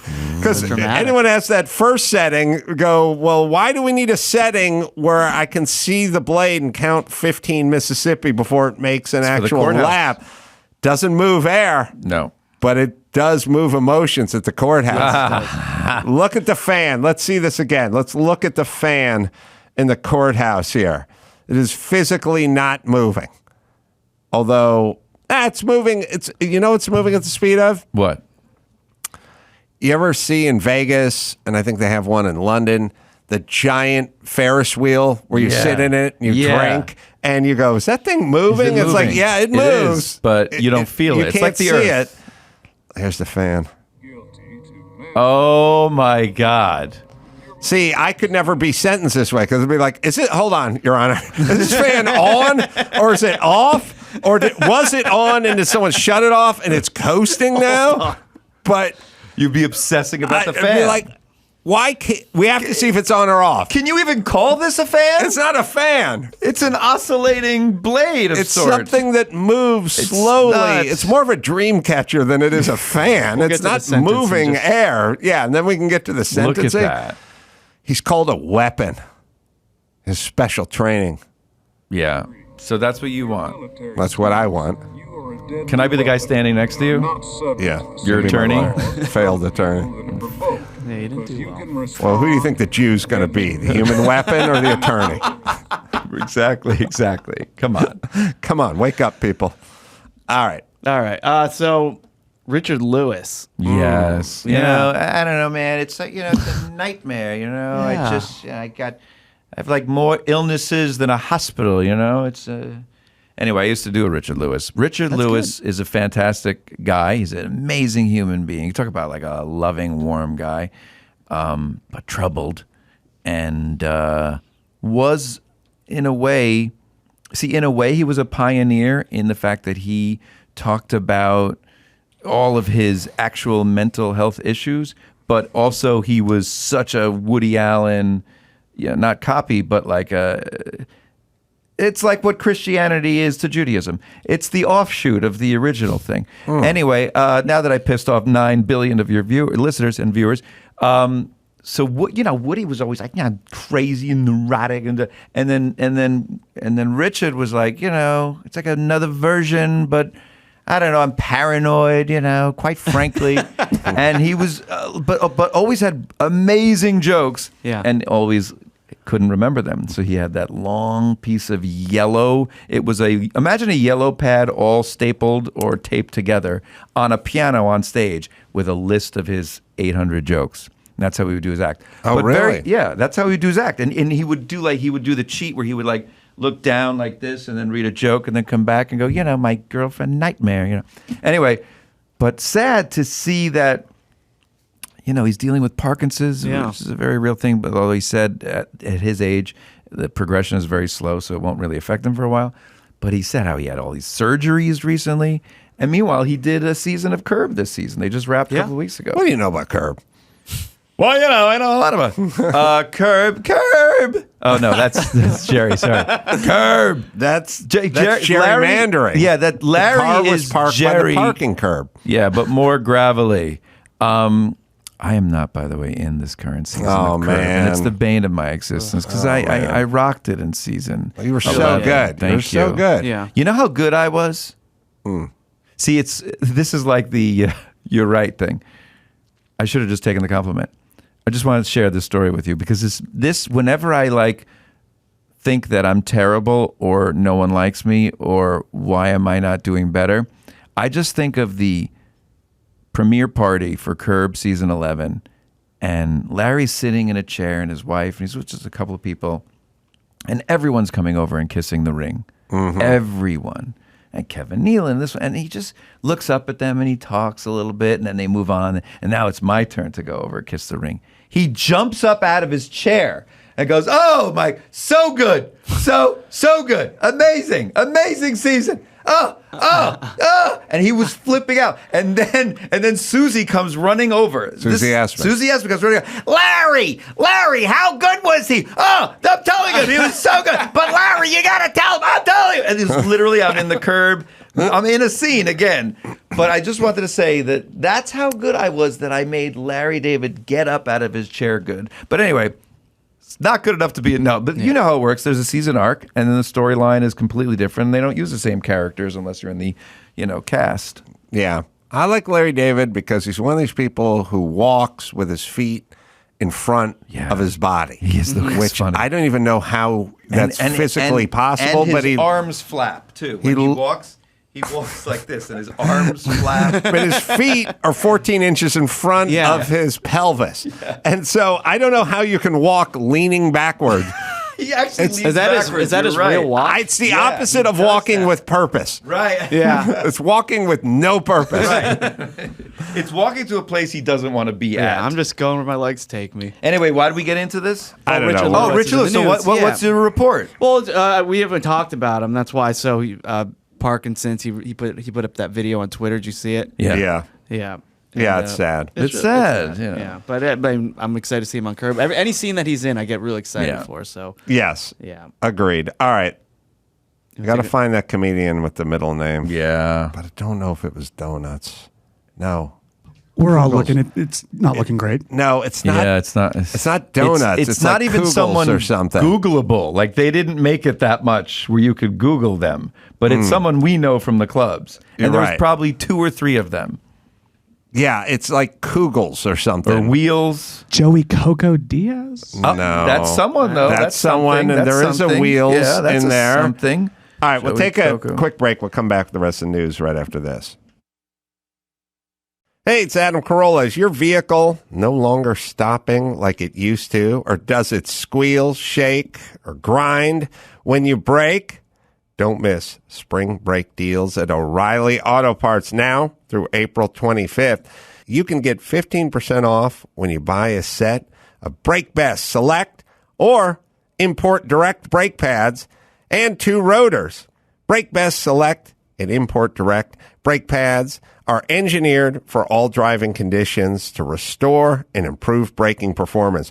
With application-specific friction formulas, noise-canceling shims, and low dust operation. Trust Brake Best and Import Direct to deliver better braking. Don't take a chance on your next brake repair.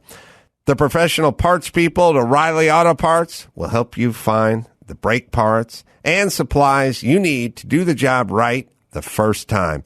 Stop by your local O'Reilly Auto Parts today or visit online, O'ReillyAuto.com. In celebration of Jim Carolla's upcoming 92nd birthday, here's a list of 92 things Jim Carolla has never done. Number 51. Had a car detailed. Just one of 92 things Jim Carolla has never done. Let's get back to the Adam Carolla Show. All right, we got more news. Ben, you can clean up my screen here. You got old messages on there. It's not Alonzo Hamburger Jones, is it? No. Although I'm a fan. How is the Jimmy Kimmel Comedy Club that you're playing on June 11th through the 15th? Well, May 11th. I'm sorry, May 11th. Sorry, Yeah. May 11th. Spacious? No, really. What is it? A good room? What's it like? It's a great room. And what hotel is it in? The Link. Uh-huh. Well, it's not in the Link. It's like the Link Promenade. Okay. There's a promenade. Yeah. And how is it? It's nice. Okay. He doesn't love it. Oh, it's not. But he It's can't not insult old his school, roomy kind It's of not thing. Dangerfields, but that's also like, but it's nice. depressing. It's clean. It's nice. Everyone there is great. How many does it hold? 310. Nice. How many shows are you doing? I'll just do one show. What's the date? June. Wait a minute. May 11th. May 11th. Sorry. Yeah. Do you drive there or fly there? You're a car guy. Either one. How do you not love driving to Vegas if you're a car guy? Because you're driving just a regular car. Sounds like you're driving a race car. Well, pick one of the fun ones. Pick one. I like to take an old Chevy out there and get on that 15 and. I can't believe you're a car guy and you fly to Vegas. Well, it's I'm 4 hours. I'm not fundamentally against flying, and I'm not for driving. I'll do either one. Okay. But I have race cars, and they overheat. So race to Vegas. That where you see it for the first time. It's like so exciting when you go over that hill. Oh yeah. It's like there When the it strip is. appears. Yeah. All right. And then you go through that. And then shit Vegas first. That we're before Vegas, like 10 miles out. There's this horrible family-friendly. Yeah, there's like Glitter Gulch and It's stuff. the worst. Yeah. By the way, I just went to Atlantis. They fixed it up a little bit, but yeah. For Passover. How are your Seder's, by the way? fair to middle. There are these things that some Jews do where they go away for Passover because it's like a week long. So you take your family and you have your like seders and like this big dining room at the hotel. By the way, I performed at the Trump Doral, and one of my opening jokes, it was pouring all day, and I said, and there's like 800 people there at this program, and then for the entertainment, it's me, and like on a Saturday night, whatever, and then I come out and I go, oh my God, raining all day. The weather here at Trump Doral could only be described as stormy, folks. And then I said, they said that joke was not going to do well, and I think it did very well. All right, but anyway, what? I think I got the middle name. No way, Stormy? No. What? Noodles. Oh, of course. Yeah, there was a Noodles. There was a Noodle. Yeah, there was a Noodles. Don't give me the of course. You didn't think of that shit. You just did what Chris just did. No, with the 185. I just meant that's it. Yes. Eureka. Noodles. Eureka. Excelsior. You were right. Yeah. No, Noodles. Now, what was Noodles' name? I don't know. There's a Noodles. And there's more than just Noodles. Comedy Store, right? Yeah, I think Kinda it was in the 80s. Dice Crew also. Noodles. There's more than just Noodles. All right, I'll let Ben look it up. Chris, keep the news going. But Okay. Noodles. So this You is did why it. I can't. I said Kugel. You're amazing. You Kugel, Noodle, Kugel. It just takes me a while. My new Elon Noodle Now, Kugel Gold. Yeah. When I was like doing open mics at the Yeah. Comedy Store, he was performing or headlining or whatever. That's my recollection of watching Yep, him of going, man, Noodles. I need a middle name. Yeah. And I'm hungry. Yeah. Go ahead. I'm starving, by the way. How much longer are we doing? Not much. So Are you not starving? No, I figured out what to do. I sort of do the day fast thing. No, you don't. Do the coffee with a little heavy cream in it, and you'll just sail through the day. For how many hours? I don't eat until dinner, usually. No. All right. News. Eating's so fun. News and noodles. Okay, go ahead. So Harry Belafonte Yeah. died. What? He just died. Oh, my God. Age 96. Tucker Carlson's so happy. I didn't hear about that. No, but I was. There goes another one. Yeah. It was. It's sad. He's a legend. Amazing guy. Amazing talent. Yes. Show a what do we have on this? So died Tuesday at his home in New York of congestive heart failure. But yeah, you don't really talk about him that much. I just didn't know if you had thoughts on him. He's a pioneer and a legend. Yeah. We got Rahalo Richie Noodles. Now this guy's Noodles. He was a Jew. Yeah, it was like Noodles Levenstein or something. That's right. Like that. He had like Yeah. a middle name was Noodles. No, I was thinking. So here's what I was thinking about. Tell me what you think of this. I'm trying to get my thoughts in order. But like, I was watching Entertainment Tonight, right? And You still watching that crap? oh yeah, Okay. I watch TMZ. I watch No, Entertainment TMZ Tonight. is different. E.T. I stopped like 2002. No, 1994. I would say 89. I stopped watching E.T. You're still watching Entertainment Tonight? Do you also watch Extra and Access Hollywood? Yeah, I'll watch the entertainment shows. That's crazy. Mm-hmm. TMZ I get because you're sort of catching celebrities doing it. They're just like, it's just fluff pieces and promotional bits. And I can't believe a man of your intelligence watches this drivel and isn't reading. Can't believe you watch E.T. That's crazy to me. Okay, go ahead. What were you saying? This is like me trying to tell a story where I go, I was walking down my driveway this morning. You have a driveway? Asphalt or concrete? No, it's concrete. Number insane. 10 rebar, number 5 rebar in there. It's like, I just want to get to the part of the story where I don't get to the care. end Someone the of your driveway. intellect shouldn't be watching Entertainment Tonight. It's not for you. It's for them. The noodles you're looking for is Marty Noodles Levenstein. I told you it was Yes. Levenstein. See, I told you it was Levenstein. Toured with Robin Williams, Rodney I Dangerfield, Hold Richard on. Pryor. I want to do it. George Hold Cole, on. Sam Quiet. Yeah. We got to stop. Go ahead. We got to reboot because we need a clean version of Noodles, of Marty Noodles Levenstein. Where is he? What's he doing? What was his heyday? I'll give you a second if you want, Dawson, to gather some info because I have a thought. You guys want to hear it? Please. All right. Back to race. Now, the ultimate, I was explaining to Tucker what the ultimate white privilege was, which is not being in a group, right? Because I was watching on one of the entertainment shows. I don't want to say which one. I don't want to get sidetracked there. TMZ, right? Yeah, TMZ. Okay. TMZ, for Cool. sure. For sure. Cool. For sure. Cool. For sure it was TMZ because I remember where I was. Yep. I was in front of my TV. Yep. So I'm watching on definitely TMZ, and they got, oh, God. Martin Lawrence is getting The star on the Hollywood Walk of Fame. his star in the Hollywood Walk of Fame. Yeah. Okay. And at some point, he had to then talk about how he was praying for Jamie Foxx and wishing Jamie Foxx a Right. speedy recovery. We all do, right? yeah. And then I realized that that's part of the deal. If somebody said to me, "Hey man, Bill Hader's sick," I'd just go, "Yeah, I don't know." Like I hope he's fine, but I don't. But this is my moment. I'm getting the star. But what I'm saying is I don't know many white comedians and politicians Right, and whatever, and I don't bringing up- claim to know. Like, so. Well, that's a nice you thing. It's a can't- brotherhood. I guess. But what I'm saying is you can't go to Oprah for comment about Harry Belafonte, and she'd go, "I didn't care for the man." You know, she's got to be way effusive, way over the top. Yeah. And everyone has to say they knew them well, and many things. No one can go like you can say to me about, I don't know, pick. No, it's like I will pick a say famous Harvey comedian. Weinstein is a piece of shit. And Right. It's like I don't Jew. care that he was Right. Jewish. Right. Who cares? And Madoff is a fuck face. I don't have to pretend that I have a relationship with Yeah. white comedians that I don't really that's know funny. very Right. well. You know what I mean? Like, Right. go, tell me all about Will Ferrell. I go, Right. I've met him a couple times, but I don't Right. really know him. Shout out to Gaffigan. Yeah. It's like, well, have you I'm ever just- seen? Yeah, it's have you like- ever seen a black celebrity interviewed funny. about another black celebrity? They go, Yeah. I don't really know the dude. They'll do that. They have to go right in. Yeah. Right. That's my the boy. burn. That's the. I don't know if you can use boy, but Whatever. yeah, I understood. Yeah. Yeah. They can. Wait a minute. Are they? Why does my screen say Richie Noodles on it?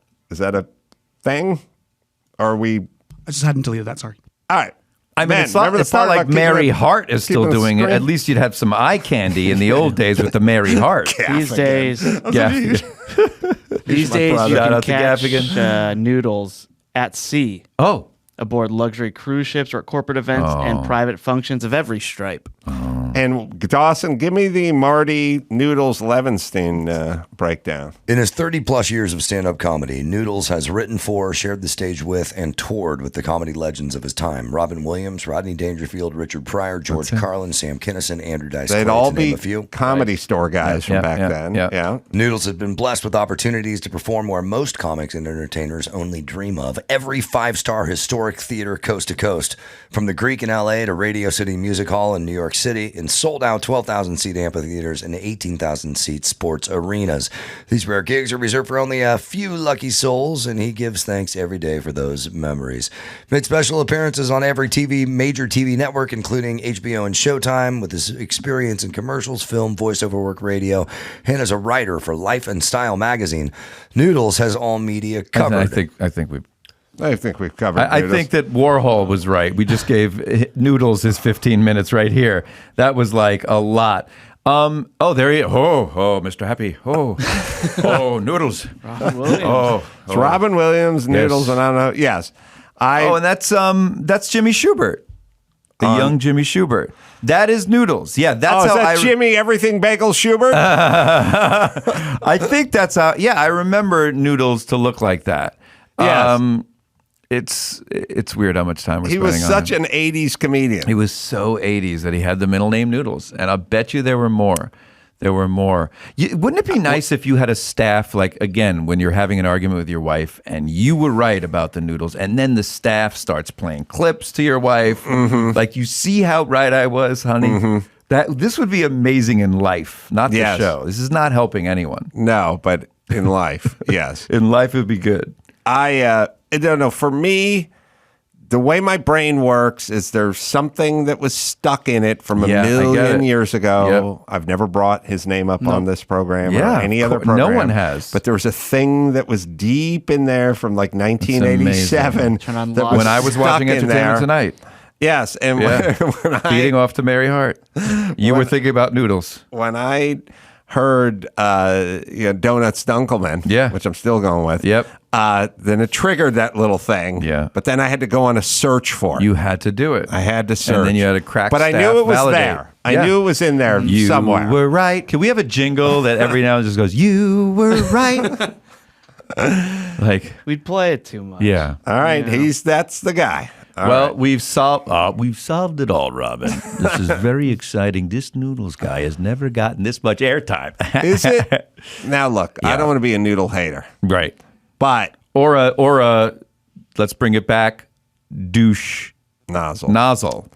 Can you be a douche noodle? But if Sam Kinison played the Greek, and you opened for Sam, okay, are you allowed to say played the Greek theater? That's so and interesting. Kind of put it on your resume. Are you kidding? 90% of those credits, when they say HBO Showtime, he subscribes to them. I mean, really, like they always he may say be a those. very great comedian. No, I'm he's just saying, fine. I don't think I'd put it on my resume. Right, because you opened for someone that played. I opened for Joe Coy at the Forum. I never brought it up again because I didn't. I didn't. I didn't It's sell true. any tickets I to that actually show. played Verizon Stadium. Was 18,000 people, but it was a conference. It was for APAC, and I was just a guest. So I never say I played an arena. I just whatever. I did perform there for 20 minutes. It's like put it on your resume. It's like at the Super Bowl, Dr. Pepper will give the kid the 30-yard challenge where they have to throw the football into the Dr. Pepper can from 30 yards away. But that guy can't say, I was out on the field during Super Bowl 52, right? Yeah. Yeah, all right. I played the Super Bowl. All right. My band played on the cruise to Mexico. Now we're an internationally touring band. That's right. Yes. Never thought about that. International. Well, we've said it all. Yeah. Is Should we there keep anything going, else to Howard? cover? What else is happening in the news? Okay, well, there's that Barbie movie coming out. I don't know if you saw the trailer for it. I don't know if I did. But it looks interesting. But Mattel has released a new Barbie.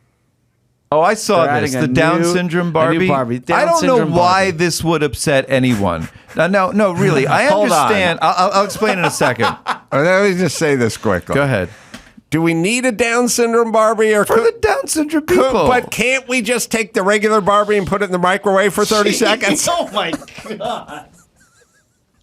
Good night, America. Hey, Howard, we'll I think see you. And we're off YouTube again. Let me diss Adam Carolla. Has lost his mind, Robin.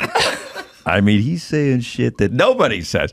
Look, there's a That's lot. a joke. It popped it's into my great. head. It's What a do you great want me to joke. do? It's a fantastic joke. I should write that shit down. Write that. By the way, seriously, do that on May 11th at Jimmy Kimmel's Comedy Club. What's going on with Barbie? Yeah, but I don't know why that upsets you as much as like. I'm not upset. I was making a joke. No. But you I am would- writing it down. No, though. but write it down before we forget. But you would mock the notion that there needs to be one. Now there doesn't need to be one, but the fact that there is one, and Mattel or whoever owns Barbie went, hey.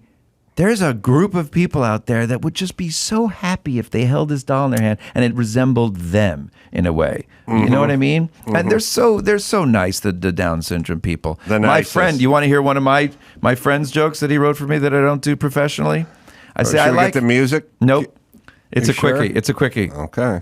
I like hanging out with, he used to say the retarded, the Down syndrome, because at any moment in a conversation, you could turn to them and go, we won. And they'd go, yay. It's such a funny joke. Special my friend ed Schiffer used to do yeah. that. Who does that? Who would say, if you say we won, if I said it to you, you'd be like, what the you'd get mad at me. Yeah, I would. Right. Yay. So Yeah. why not them have a doll where they could, resemble themselves, see themselves in the doll and play with the doll? They're so nice, the Down syndrome people. They're so Can happy. I tell you about the doll? Yeah. All right. So developed by Mattel in collaborations with the National Down Syndrome Society. It's designed with the physical characteristics of Down syndrome in mind, including an accurate height-torso ratio, a flat nasal bridge, slightly slanted eyes in an almond shape, dressed in patterns and symbols associated with the Down syndrome community. What are those? And orthotic sneakers, sometimes. Both left. Yes. What are the patterns that Down syndrome dress as? Here's the thing. Oh, is she the Down syndrome? Yeah, this is Down syndrome Barbie, right? She's a fucking 8. Yeah. I don't know. I like that. I would have been over the moon for Down syndrome Barbie in high school. Yeah, I think the colors mean something. I don't think this falls into the category of woke bullshit. No. I don't really either. don't. I think this is just sort of a kind thing to do. No one needs it, though. Yeah, so we all need representation. I never grew up needing a Jew Ken doll. I don't need Ken with payas or a kippah. I don't know what a need... kippah is. I know what payas is. Oh, kippah is a yarmulke, Hebrew. Oh, yeah. Geez, dumb it down a little. Sorry. So, there was never a part of me where I'm holding a Ken doll going, this isn't me. Like, they don't need to be represented in every toy and everything. But it's a nice thing. This brings up a decent point, Thank which you. is, they had He-Man doll and stuff like that. And, you're sitting there 80 pounds soaking wet with your scrawny little arms and stuff, and you're looking at He-Man, and it's like, that's what a doll was supposed to be. Right. It was like you didn't go to the car show to look at Camrys with 80,000 miles on it. You went there to look at Bugattis and Ferraris. It was sort of aspirational. So this is not quite the same with Down syndrome, but this notion that everything needs to be represented. We need fat Victoria's Secret models. It's like where's fat Barbie? No, we don't. We need hot Victoria's Secret models because this is what you would dream of you looking like in that ensemble or as a guy getting with or whatever it is. So So the CEO, Candy Pickard. She says this bar Candy Pickles Pickard. I'm putting a food in everyone's middle name. Amazing. It helps. It just helps. Pop-Tarts. I'm Lonnie Kugel Golds right now. Kugel. Pop-Tarts. It works. I like it. I like it. So what did they say? So Pickles says this Barbie serves as a reminder that we should never underestimate the power of representation. It is a huge step forward now for it gets annoying. Inclusion. Now it's annoying. No, in it's the moment that we are inclusion, celebrating. representation, intersection. Now shut up with the words. Also, it's a nice gesture. It is, yeah. Is she wearing leg splints or something? I think those are part of the orthotic sneakers. Oh, okay. All right. Yeah. So that's the newest Barbie in the lineup there. Mm-hmm. We're not mad at the doll. We're mad at the verbiage used to describe why the reason. Although for we're the mad doll. at lesbian Skittles, right? Or M&Ms or whatever it was. Okay. Yeah. All right. Good. Down syndrome Barbie. I like my microwave joke. I tell It that was on stage. it was amazing. You wrote it down. I wrote joke. I have to write joke next to stuff because I won't. Will you be doing that joke at the Belly Up Tavern on June 4th? 2 shows with Brad Williams. Absolutely. Will you be doing that joke in Oklahoma City, Oklahoma, at the Bricktown Comedy Club, May 19th and 20th? Without a doubt. But will you do the joke this Sunday in Los Angeles at the what is it? Lumiere? Oh no, that's a movie premiere. Oh, sorry. So Okay. All right. Maybe I'll still do it though. All right. Let's bring it. I might still do it. I might do it for my kids when I get home. All right, we brought it home. Yeah. Elon, you deserve a plug, my friend. Thank you. Just follow me on Instagram at Elon Gold and go look at my new little YouTube thing that I put out myself. It's 30 minutes of fun. There's nothing else to plug. All right. Well, God bless you. Thank you. And you can go to adamcarolla.com for all my live shows. And until next time, Adam Carolla for Elon Gold and Chris Maxipata saying, and the crew, mahalo.